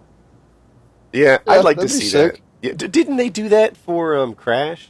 Or maybe that was a that was PC PC thing. though. Yeah. But that's a neat idea. That's a neat idea. I don't know. Let me customize my character so that I can make him look totally different from anybody else, and I'll be happy. I'll play the shit out of that. I don't know. That's just me. How about when you do snow maps, don't do them like Outposts where the snow is blizzarding everywhere and you can't see shit. Make it nice, bright snow, and like I don't know. I can't stand when the snow maps are all fucking dirty and dingy and shit like fucking Grid and Outpost. Yeah, WMD. WMD. I want some bright white snow. Here's something I've got in my head, man. Like, dude, if the map has snow or rain, there's a very good chance it sucks. Like, you are starting 5 steps behind already. My advice to map makers is don't. Just don't. You know, its Summit was a good snow map, and Bootleg is a good rain map, but you are instantly starting in a hole, and you have to really work to get out of it. I would argue, just don't. Don't use snow, don't use rain, don't use fog, because almost always those maps suck. I'm thinking they could, knowing Woody's luck, they would troll us by having Santa Claus and his reindeer come through the map every 30 seconds, just loud as shit in the background.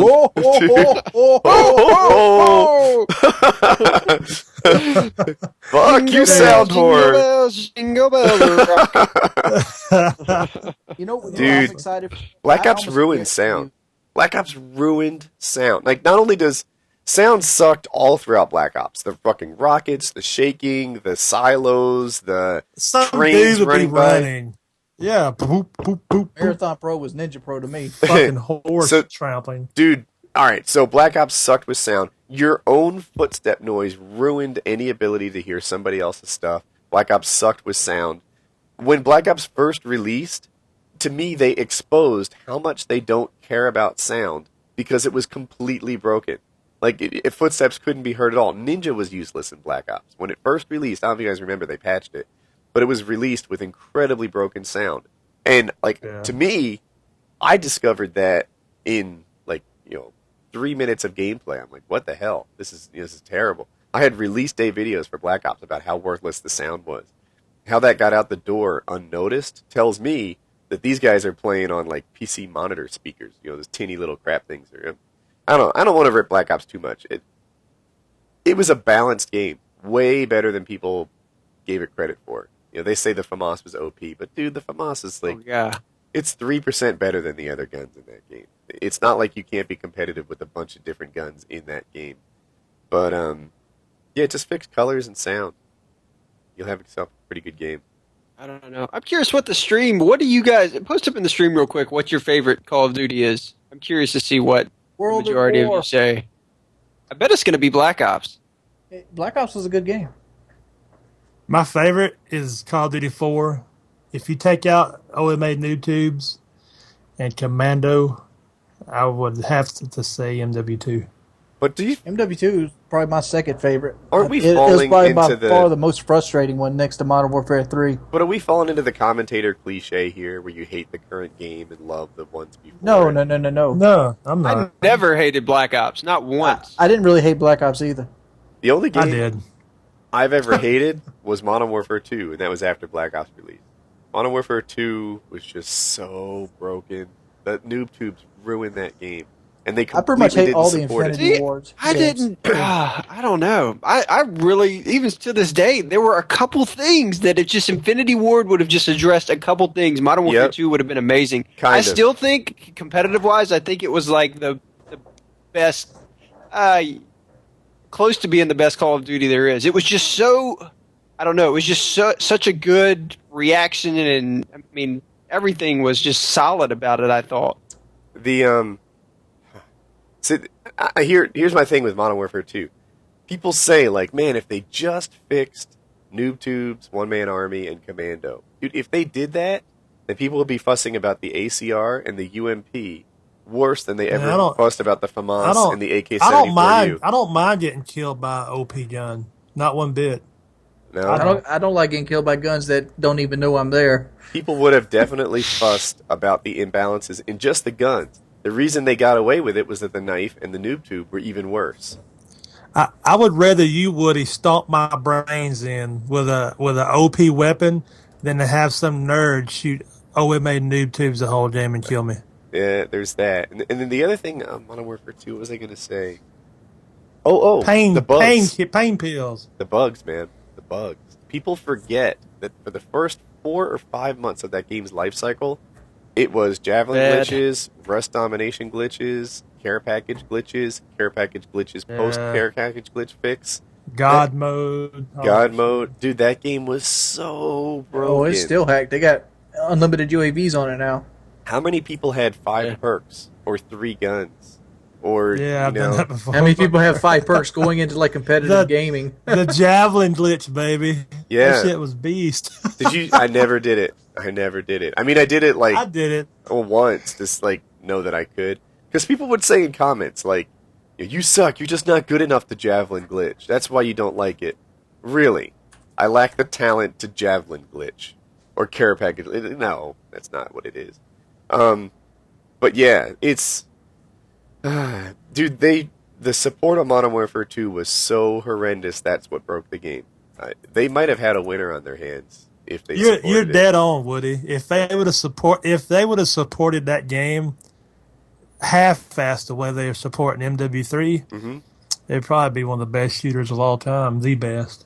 Might have been, yeah, it might have been. That was a fun game. I don't know. I was trying to follow the comments here from people in the stream, and it was really like people were all over the place. I expected Modern Warfare 3 or Black Ops to be a lot of people's favorite, but there was a lot of COD 4 in there, and COD 4 is kind of the, that's the grandfather. That's the one that kind of set the stage for all of these. So I think a lot of people. That game had its flaws too. I was just about to say, saying it did. COD 4 was good. Yeah, COD 4 was good. I don't mean to knock it. But I think people view it through these eyes of nostalgia, right? Like, if you would watch YouTube commentators from when COD 4 was current, Blame Truth was making T-shirts, showing no frag 3, like the circle with a line through it. Yeah. People were complaining about frag times 3 constantly. They were complaining about martyrdom constantly. They were complaining about all... martyrdom is basically a death streak, And that was in COD 4. People had their complaints about COD 4 without a doubt. BS deaths, BS streaks, BS, whatever. I think one thing that COD 4 did, though, was the kill streaks were really powerful to me. Like, oh yeah, you could earn a chopper and then call it in next life, and it would help you earn a chopper. And it would build toward that was one of the Dude, when you made that transition from player that gets killed by choppers to player that gets kills with choppers, it was glorious. And I was slow, right? New experience. COD 4 was my first shooter. So I played Left 4 Dead before that, but that didn't take, if you play against AI, you don't really develop the stick skills. So COD 4 was my first competitive shooter, I guess you'd say. And it was somewhere around 40,000 kills that I broke even. that I had as many kills as I had deaths. And, on my way there, towards that, when I was only like, whatever, 38,040 or something, and I started getting choppers a lot, and things were going my way, like, it was glorious. It would just wreak havoc. I'd get my chopper on. What was the map with the concrete dividers in the middle and a silo? Was it Block? No, it was an airport. What map? It had concrete dividers. There was a missile silo that you could look down on. There were like these missile silo lids that you could stand on and look into the buildings on the side. Oh, Countdown. Countdown? Is that what it was, Countdown? Yeah. Dude, Countdown. that map, I used to use an LMG with deep impact, and like I would often get more than 50 kills on that map. And that's pretty good COD 4 score. It seemed like I always knew where to drop the airstrike. It was kind of simple. And the airstrike would always get me a chopper, and then it would just bounce. I just repeat that a couple of times. Man, COD 4, the difference between getting owned and owning was so huge that once you cross that chasm, it's incredible. Whereas in Modern Warfare 3 and like any other COD, I feel like it's more gradual. Everybody gets kill streaks. Everybody, and when you get them, they don't necessarily mean much. And I wasn't really recording then, except for like, low quality for GB match proof, but we was dropping 100 kill games in 6v6s. I mean, and that's one of the games where it wasn't nothing to help you out. Even you killed the other team, or you was on suffer with helicopters and airstrikes the whole game. Yeah. Syndicate just wrote me on Skype. Too. Syndicate wants a shout out. So if you get little known YouTuber named Syndicate, I don't know if you guys have ever heard of him. He's trying to get Syndicate. big. Tell Tom if he'd give me a shout out, I'll give him one. Shout out for shout out. I love that kid. Subbox me, baby. I'll subbox you back. He's watching PKA. He's laughing. I'm gonna have him block some guy. Oh, he did. Yeah, dude. This is what happens now, right? When people say nasty things about, like, my son or something, in reality, it doesn't really bother me. Like, I'm way past getting my feelings hurt over this. But I still have this feeling of justice, like there should be some sort of punishment through it. So I go through their history, and I see whose videos they like, whose videos they comment on. Like, if some guy's like, Woody, your son's taking up too much oxygen, you should microwave him. I'm like, all right, who's his favorite YouTuber? Oh, what do you know? This guy loves White Boy. Hey, White Boy, would you block this guy with me? This is what he said. That's what I'm talking about. Yeah. And, dude, I have a 100% success ratio. There's nobody. Like, I bet even if I reached out to YouTubers who weren't my biggest fans and said, like, all right, here's the quote he had about my son, and I see that he's one of your fans, would you hook me up with a block? They'd say yes. I do it all the time. Yeah. I think we need to bring the community block back. We haven't did it enough lately. Yeah, we haven't done that in a long time. And now I do it more targeted. I reach out, like, look, this guy likes every White Boy video that's ever made and tells me that, whatever, my son's not really mine. All right, you're never gonna do another one. That's it. That's the end of you. So yeah. I love when you see him on the next day, like, I can't watch a White Boy video for some reason. It unsubbed him from me. Yeah, it's a thing of beauty. Yeah, that's been my new way of handling haters, and it's a high effort thing. I don't do it all the time, but I do it sometimes. Like, you do it for the high effort haters. Yeah, and it's like, I swear it's not that my feelings are hurt. It's just that I have this sense of justice. Like, there should be a repercussion for being this big a jerk, and there it is. I talked to Syndicate. I was like, hey, can you block this guy? And he just wrote me now. He's like, I already did. Of course, man. That's right, baby. Subs for subs. That's what he asked. He said, please tell everyone I want a sub for sub. Sub for subs.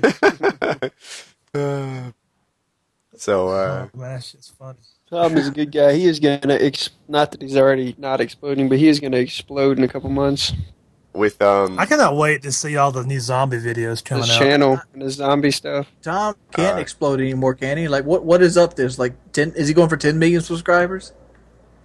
Oh yeah, of course he can explode, dude. There's going to be a whole new wave of people that are just getting into Call of Duty. Yeah, dude. Oh, Remember. can I just put a shout out? Would you stop ordering pizzas? Like they're not sending them to me anymore, and the poor owner is getting all these You're hurting somebody else's business. You're hurting some guy's business. It's not nice. You know, it's one thing when like one guy sends me a pizza and I've got a little fun to cover it, but he just got 4 more pizza orders.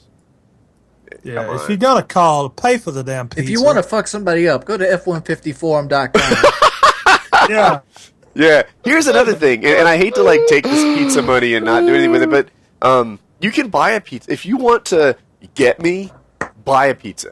Don't send one unpaid and leave the poor guy, you know, wondering what to do with $50 worth of toppings. If you want to get me, go ahead, send me a prepaid pizza. Do that. I agree. 100%. Yeah, I think that people that do this sort of thing have never worked for anything in their life and don't understand like how they're like. There are people who write me on Skype all the time. You know, they just write me constantly, and it's like, you son of a bitch, I am working right now. You know, I don't want to be pen pals. I've got so much to do.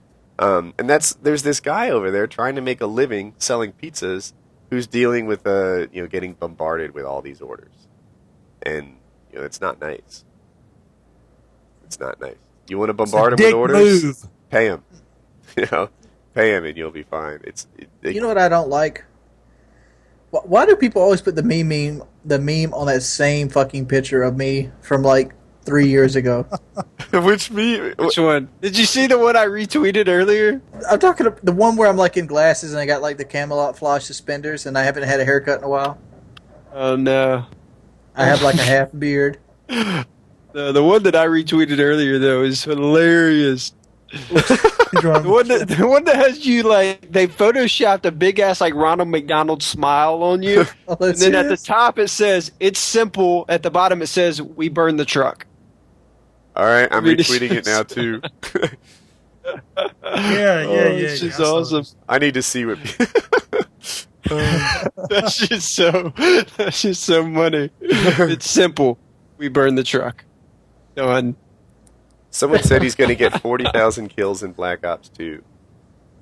Yeah, I wasn't meaning to say that 40,000 kills was a lot of kills. What I really was trying to say with that was a more humble thing, which is 40,000 kills is a long time to break even.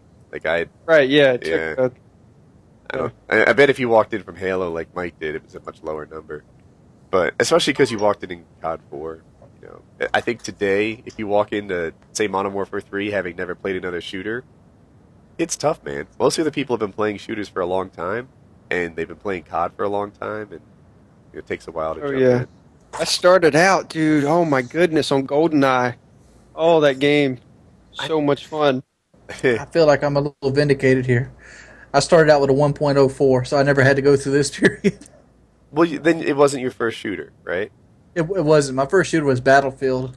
Okay. Battlefield 1942, and at one point I was like negative 60,000. Yeah, but the game had like a 2 or 3 year thing, and I eventually got positive toward the end of it. Prior to Left 4 Dead, I played with a mouse and keyboard, and that was a long time ago. Like I feel like I don't even have mouse and keyboard skills anymore. But I'm going to work on that actually. I have a broken hand, and did anyone see my video from this afternoon? I know that wasn't very long ago. I haven't seen it yet. Oh, you got the info, right? Yeah. So, basically, there are bones at the bottom half of your hand or top half of your wrist here. I'm on camera if you guys are interested. And mine are split. There's a ligament that's supposed to hold them together, and that ligament is like torn off. And it took a little bone with it. And apparently, it's a big deal. It leads to like a very debilitating, painful wrist condition, and it's hard to fix. So he's sending me to the best doctor in the area to try and fix it. So I don't know. It's pretty messed up. But using a controller hurts. Like what hurts? I don't know if people care about this, but they're like, does it hurt all the time? Does it hurt right now? Does it hurt to type? No. It doesn't. Every so often though, it's easily hurt, and it's usually like this thumb up position. If I push down like that, that's painful, or like up like this, or like something in this motion, like when I twist it. And one of the things that hurts is holding a controller and like trying to do the sprint on the thumbstick, and the PS3 controller is even worse. So I was thinking that my channel might gravitate towards a little more PC play because the controller is painful. But we'll see. We'll see. That reminds me, I'm putting together a PC on Saturday. I hope it works out, but I thought we'd live stream it, and it's a little different than anything other people are doing, as far as I know. We're going to set up a desk, a table, some cameras, and you can watch me attempt to assemble a PC. What time is that going down? I want to watch that. I think I'm going to start around noon Eastern time, and I think it'll take a long time. And I'm just going to be sort of hanging out, putting a PC together, talking to subs, etc. Well, I asked a question today. I was at the doctor's office, and you had your hand problem, and I got problems from my ankle, foot. I had a bunch of surgery on way back when. But anyways, I asked the question. I got a new gaming laptop, and I'm thinking about getting my desktop PC is about 4 or 5 years old, but it was a beast back then, but now not so much. So I asked the question, should I get like the Mac, the big Mac, or should I stay with a custom-built PC? Custom-built PC all the way. And see, a lot of people said the same thing. They said, but if you're going to use it like for editing and custom-built PC all the way. They said the Mac whatever is better. I don't know. Is it? The Mac's double. It's double redundant. Like it hardly ever will fucking like error and crash on you. But for money wise, you can get more for your dollar on a custom built PC. To me, it's kind of a preference thing. There are serious editors who use both platforms. For me personally, it seems like every time I switch away from Vegas, I miss how easy it was to do in Vegas. And I don't know. I'm a Sony Vegas guy. I like it a lot, and that sort of knocks the Mac out of the running. And then something about the OS, and this is just for me, it doesn't fit right. Like, when I jumped to Windows 7, it seemed like there was always something I discovered about it that I liked more. Have you ever hit Windows Tab instead of Alt Tab? That stuff is awesome, man. Like, it looks out really nice.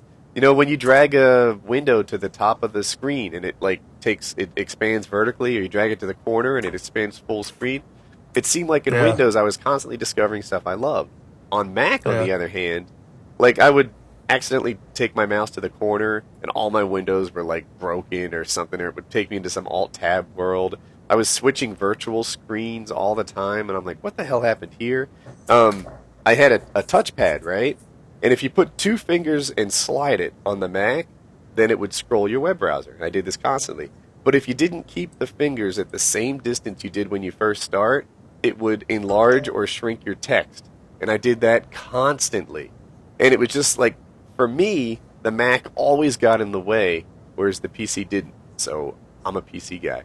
Plus, if you're going to do games, I don't think anybody argues that it's not the better gaming platform. Hey, are you going to have a list of everything you're putting in yours? Because I might have to copy you.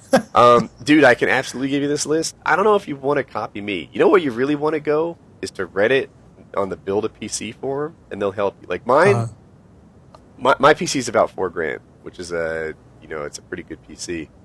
If that's what you want to, I'd totally give you my list in an easy to buy format. But it might be a waste of money. I don't know. It's up to you. But I'll give you my stuff. I'm the type guy. Like I'm the type guy when I do a PC, I try to get the best I can buy when I buy it. That way it'll last me a few years. You know what you should do? Then this is what I did. You can start with my list, go to Reddit, and then they'll tweak it for you. They might be like, this is nice, but the guy who did this is all about rendering, 9 episodes of Borderlands at one time.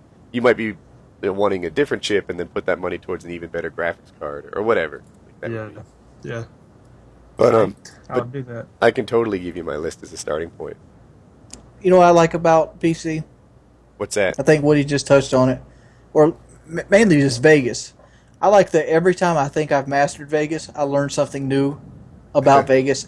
And it's like, wow, this is cool. Let me play around with this. Yeah. Vegas, so far, Vegas has done everything I've asked it to do, and it does it in a pretty simple way. Like people say there's other editing software out there that's better than Vegas. I'm like, from what I've seen on TV around here, Vegas can do pretty much everything that's on like the local television. You know what I want to do that I don't know if Vegas does it or not, but I watched Video Game High School. Did you guys catch that? Oh yeah, the Freddie Wong series. Yep. So, dude, I watched every single one of those. That shit was awesome. It was. I was talking to the editor on that show, and I was asking him how he did the computer monitors. The computer monitors were just like a piece of glass, and then they like superimposed the image on it. Do you remember what the monitors looked like? Yeah, like a floating, like liquid screen almost. Yeah, it was. Yeah, I don't know.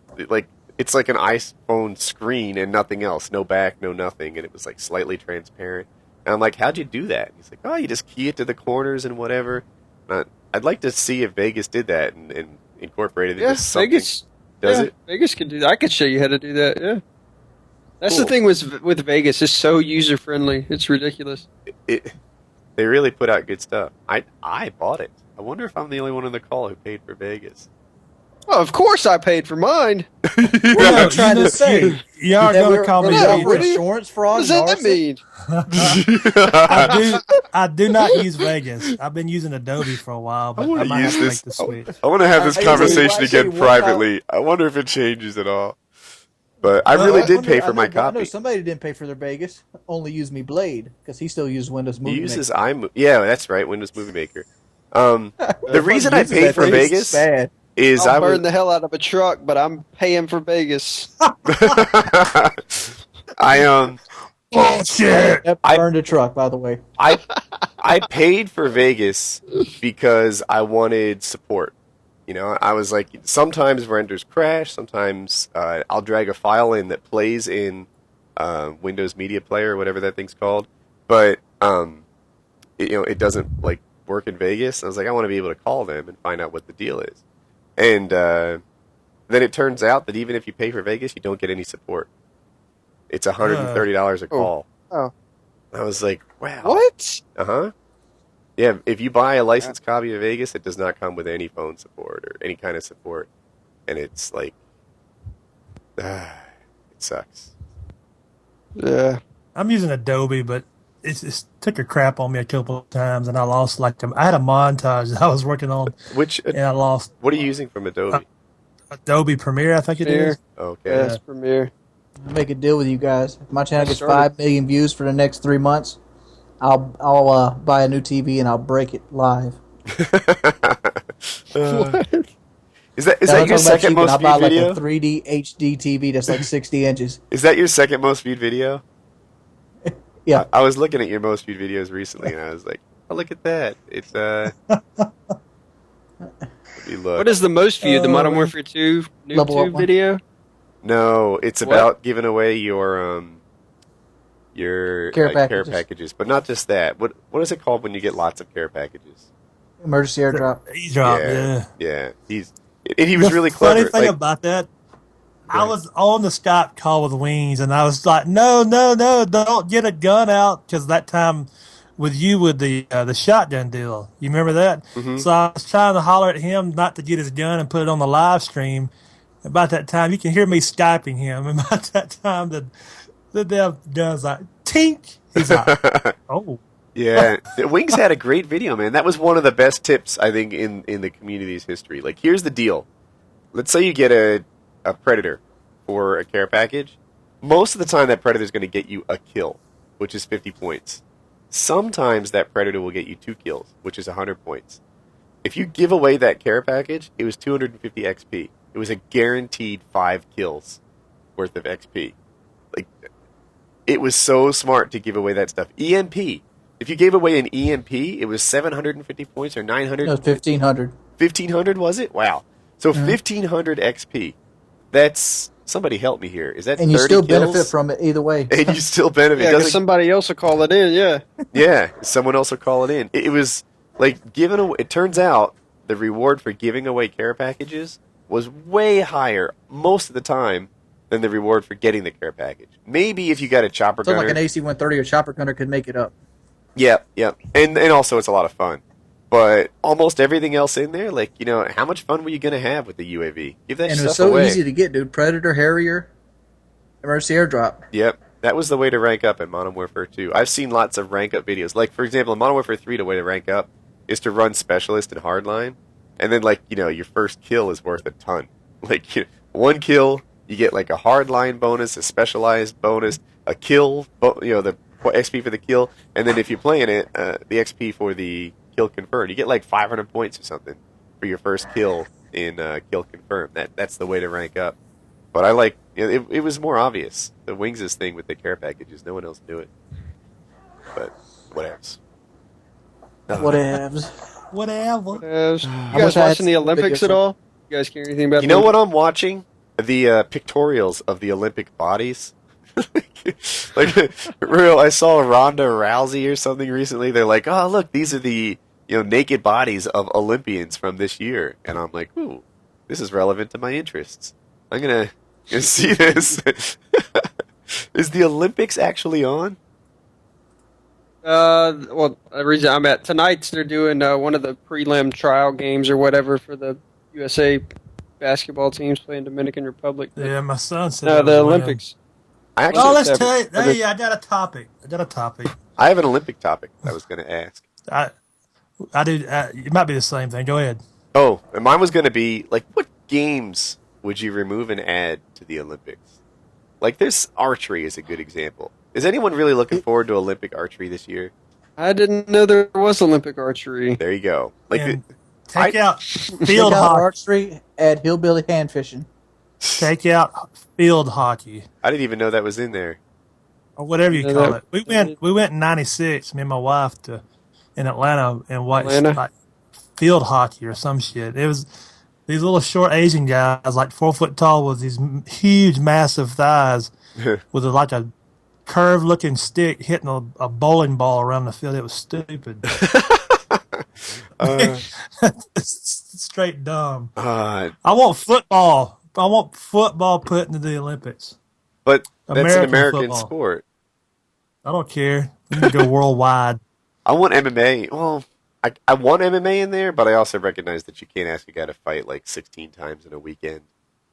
Right, yeah. That wouldn't work out. Wrestling's as close as you'll get, I guess. Yeah, I'm glad that wrestling's in there, but there's some unpopular sports in there. I'd like to see them pulled and then put in skateboarding or something. Like, do you know how popular that would be if they had like some X Games type stuff in there? They have all kinds of sailboat racing. Let's get some rally car racing in there. Make it badass. Yeah, that'd be sick. Let's see Ken Block drifting. I don't know. On a ski slope in the summertime.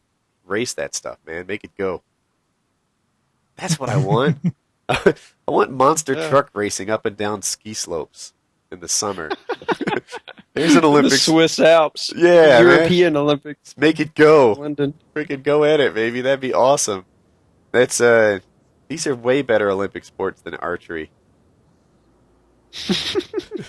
Yeah, I always enjoy watching the X Games. Dude, the X Games are pretty cool to watch. They actually make it pretty fan friendly. I was watching the skateboarding one. It was like the street skateboarding event, and like the second one guy ended his run, the next guy started. Another guy dropped in. Yeah, and there was no downtime. You just watching them like loop around. When you watch a lot of events, there's like this delay in between them and stuff. You wait for the next guy. No, man, X Games had that thing to be a show. It was cool. Well, somebody tweeted at me they should have truck burning. Truck burning. Oh, God. Yeah. Beer pong? Somebody wants beer pong in the Olympics. How about we just have blowjob as a fucking Olympic sport? You basically have like 4 dudes lined up, then you have girls try to get them off all the way to the end. Who gets them off fastest? No, it's got to be like a team. It's got to be like a team sport, like a guy and a girl. You have 4 guys and 1 girl. Yeah, but they need to be a team. Like the guy and the girl need to practice and get up the technique, whatever it takes to get him to go from zero to hero. I want to see them like busted for performance enhancing drugs. Like he's on Viagra. Like as soon as she touches it, it's like right. Let's go ahead and crown who is the actual queen of cock sucking. Heather Brooke. Imitators. Heather Brooke. She's gonna have that thing on lockdown. How good is she?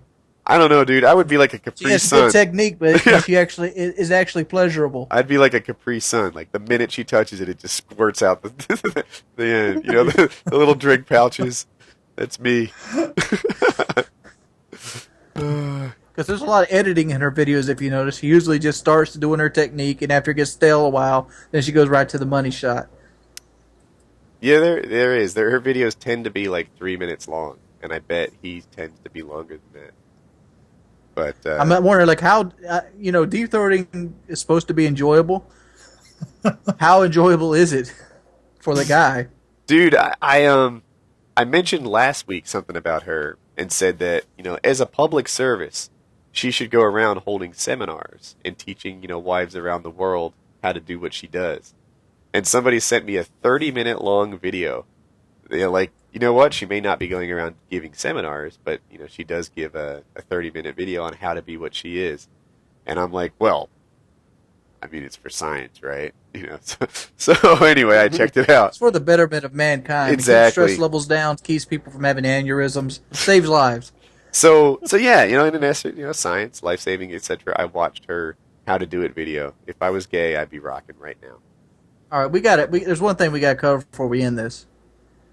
What's We're that? talking about the Olympics. What do you think about the Olympic guys wearing made in China uniforms? Oh, is that what that controversy was about? I saw the headlines. Yeah. I haven't heard about it. They should be pissed. We shouldn't be wearing China-made uniforms in the Olympics. Come on, guys. I'm with you. Yeah, I was gonna say You don't know- care, but come on. If there's one time where patriotism and nationalism kind of fit, it has to be the Olympics. In the same way that politicians get busted for handing out made in China flags, American flags made in China, Yeah. you should be similarly embarrassed for made in China uniforms. Are we talking about the uniforms that the athletes are wearing, or like jerseys and shirts and stuff that are being sold? The athletes are wearing, I believe. Yeah, By the Yeah, by the I mean, represent really, our how country. much money are they saving by having, It 50 can't be more than a couple basketball jerseys made, or whatever it is? Like that's, yeah, I'm with you. I don't get it. I also don't know anything about the story, but at face value, it seems. All right. Well, what Started. about the chimp shit? The chimp shit happened last week, but we didn't talk about it. Wait, there's chimp shit? The chimp shit, yeah. The guy who was basically a wildlife enthusiast. Uh-huh. He was in like a chimp reserve, and he got pulled in past the barrier, and 2 chimps beat him within an inch of his life. That sucks. Yeah. Did you guys see the last person that got attacked by a chimp? No. All right, look up Travis the chimp victim. Here we go. Oh, guys, this gonna look like the bath salts, dude. Look up Travis the chimp victim. Keep in mind, he did this within 30 seconds to this woman.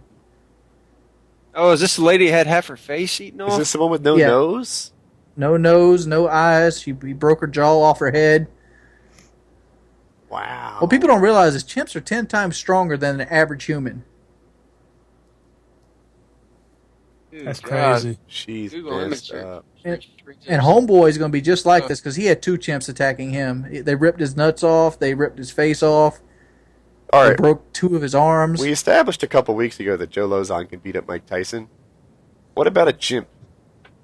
Oh, a chimp would kill Mike Tyson, dude. Yeah, chimp is gonna kill any human. Really? Chimp- I so Yes. don't buy this. I think chimps are completely untrained. It doesn't matter if you're trained if you're that damn strong, dude. All right, say Joe Lozon takes a chimp down. All right, what's the one way you can get out of most holds? Power. He goes to choke him. He takes Joe's arms and breaks them at the forearm.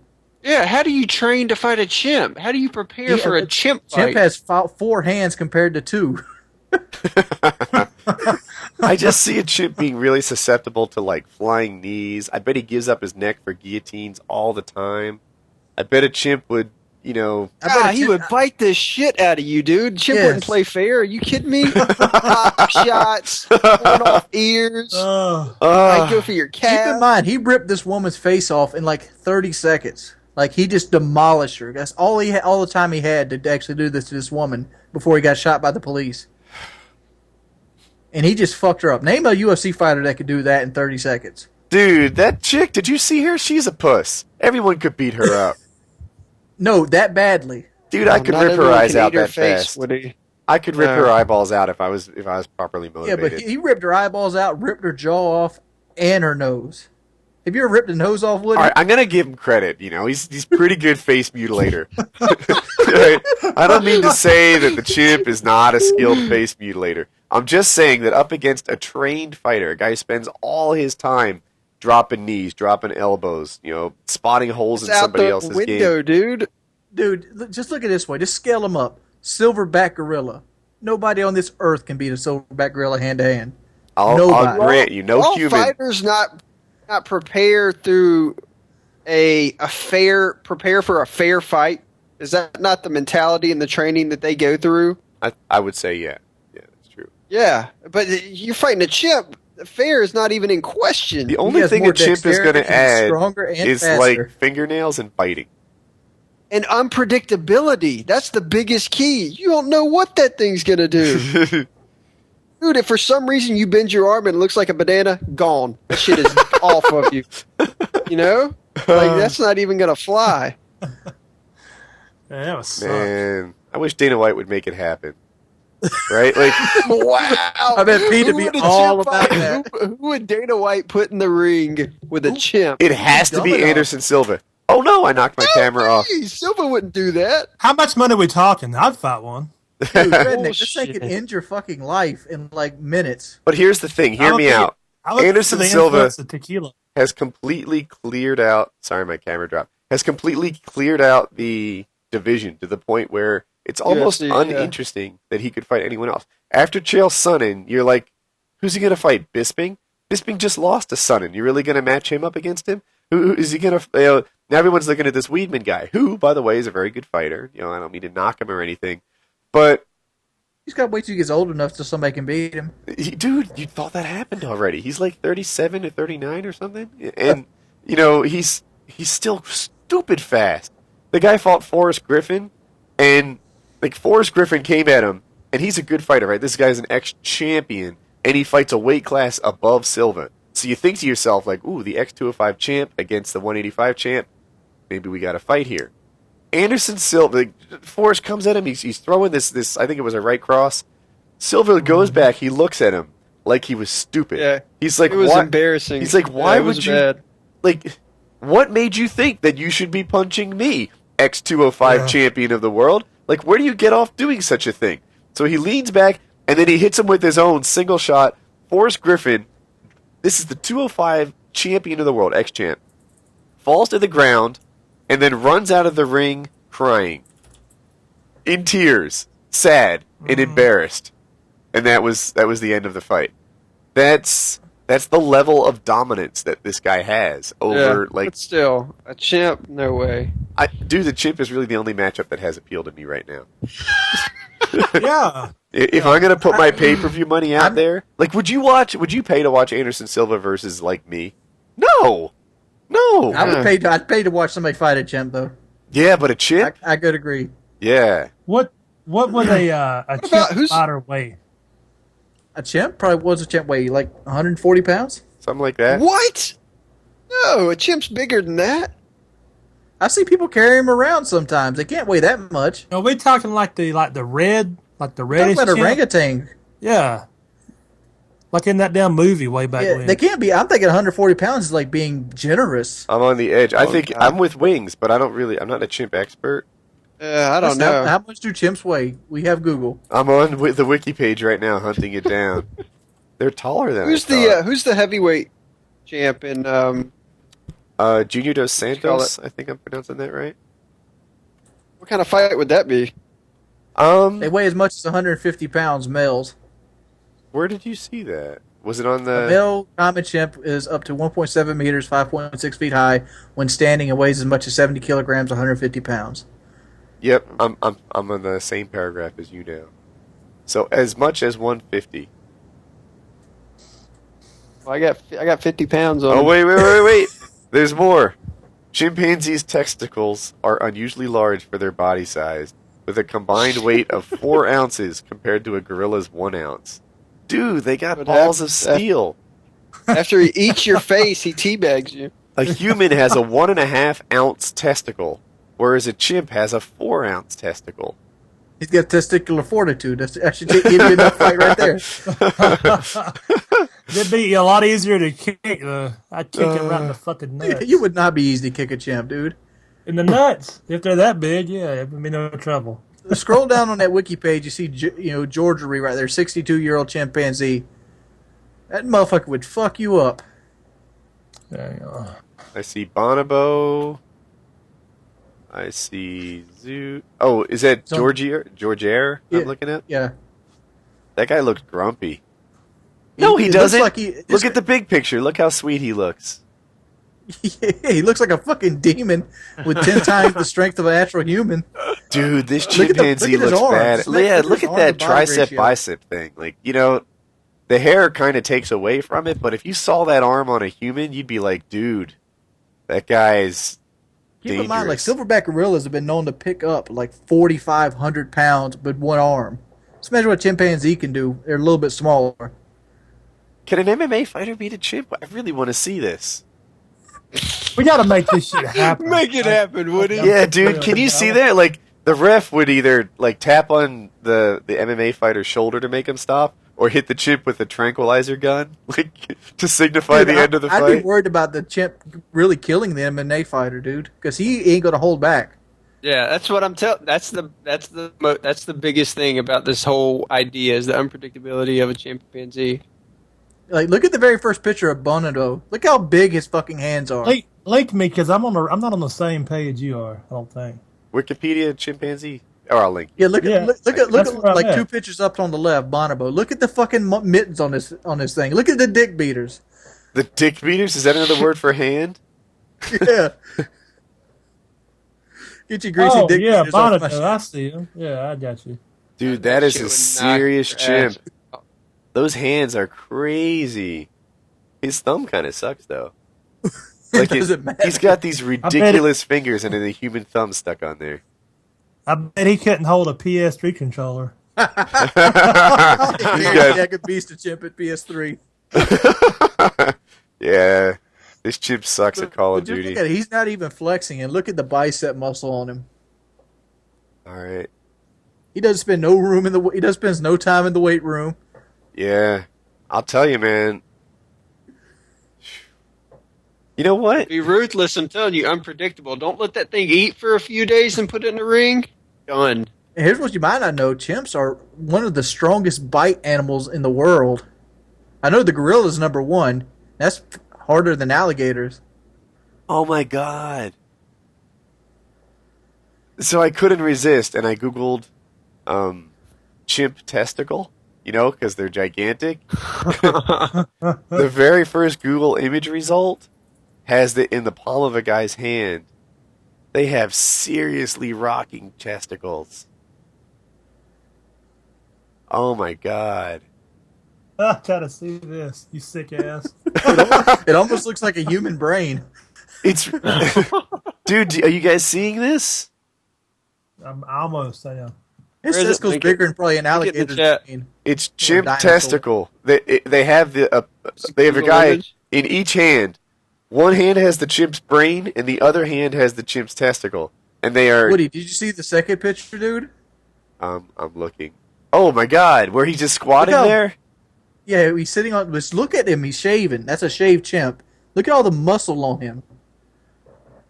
He's not. Is The he older, shaved? the older looking guy, right? Yeah. Dude. All right, so this is it. Kind of favors my dad. I'm We're- kidding. We're gonna get an MMA fighter versus a chimp. And he's gonna be practicing like ball kicking for his 12-week training camp. He's just Yeah. Dude, I wouldn't want to kick that thing in the ball. Just imagine what it would do. It'd send him in a fury. He'd probably rip your leg off. Yeah, that was. I was thinking Did you see the gorilla. picture too? You 'Cause guys that guy's were just talking like about. that guy's like he's like fucking Brock Lesnar without even trying. Oh, are you talking about a chimp or a gorilla? I'm talking about the chimp in the second picture of chimp testicles. Have Where you he's, like, guys ever sitting on 'em seen almost? a hairless bear? No, Well, Google hairless bear.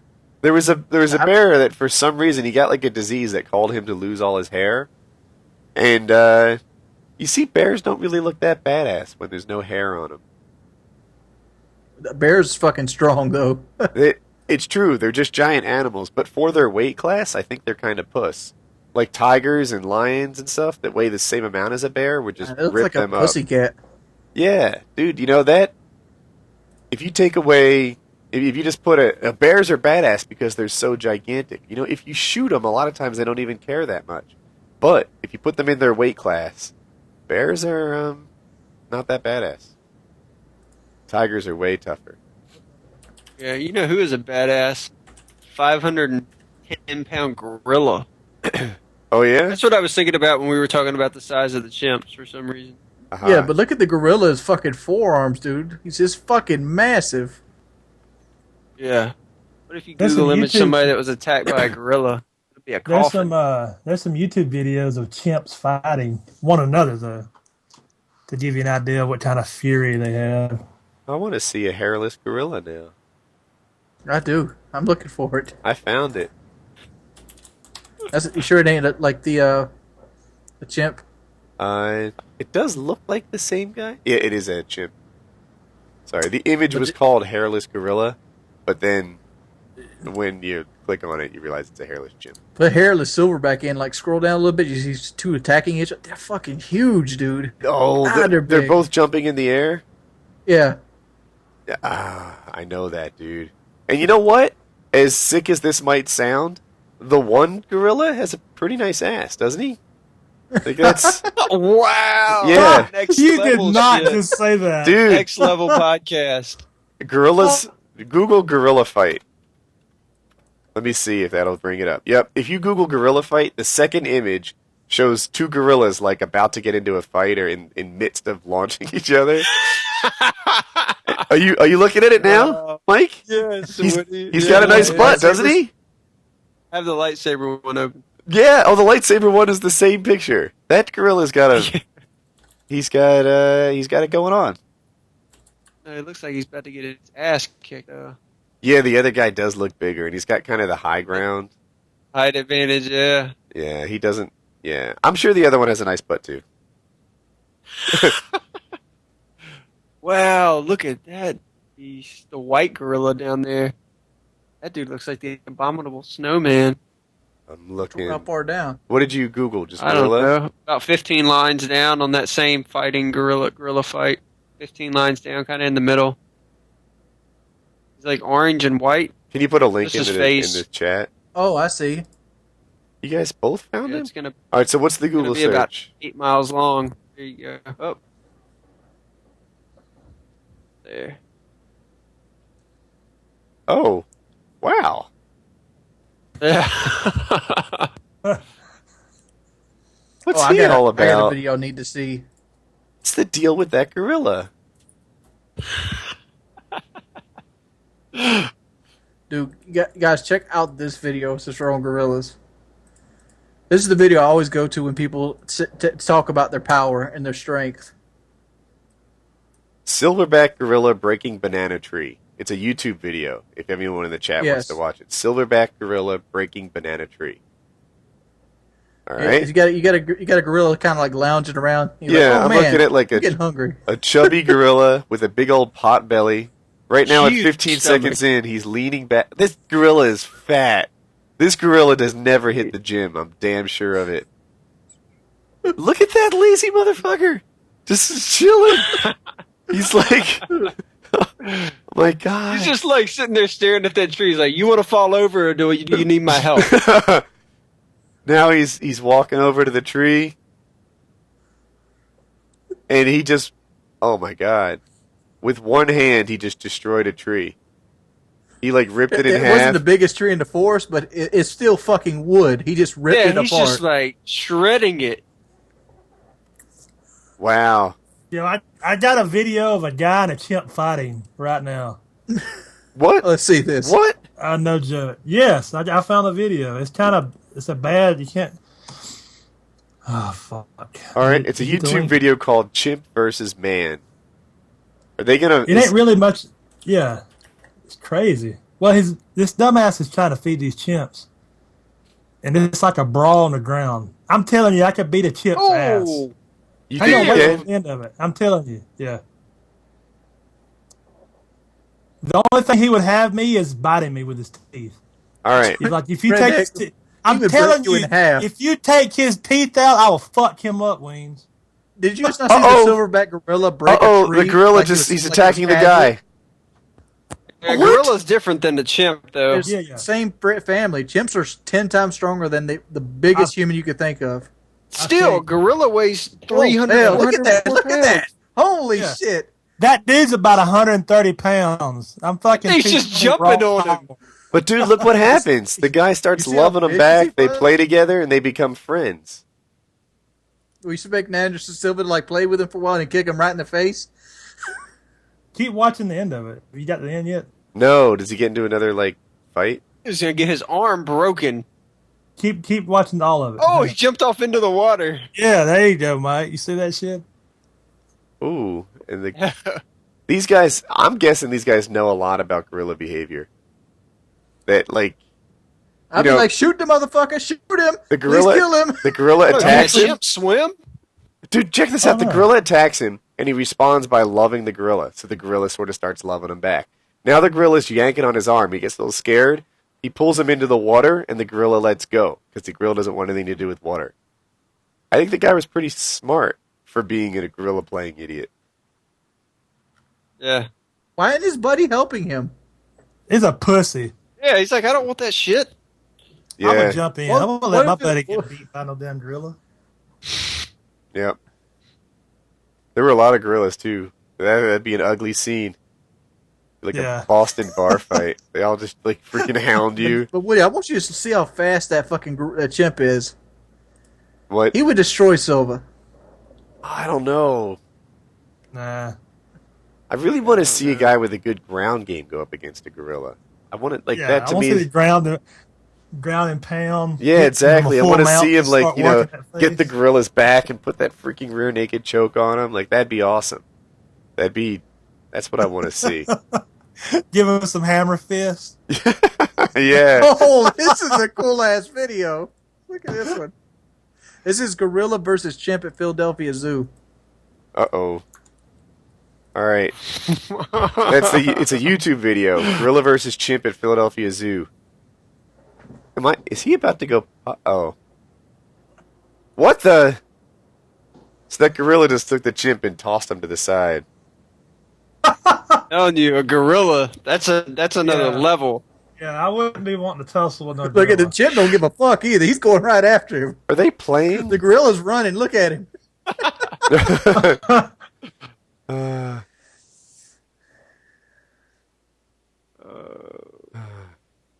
I just think there's just too much hands. There's too much hands, too much dexterity, too much speed.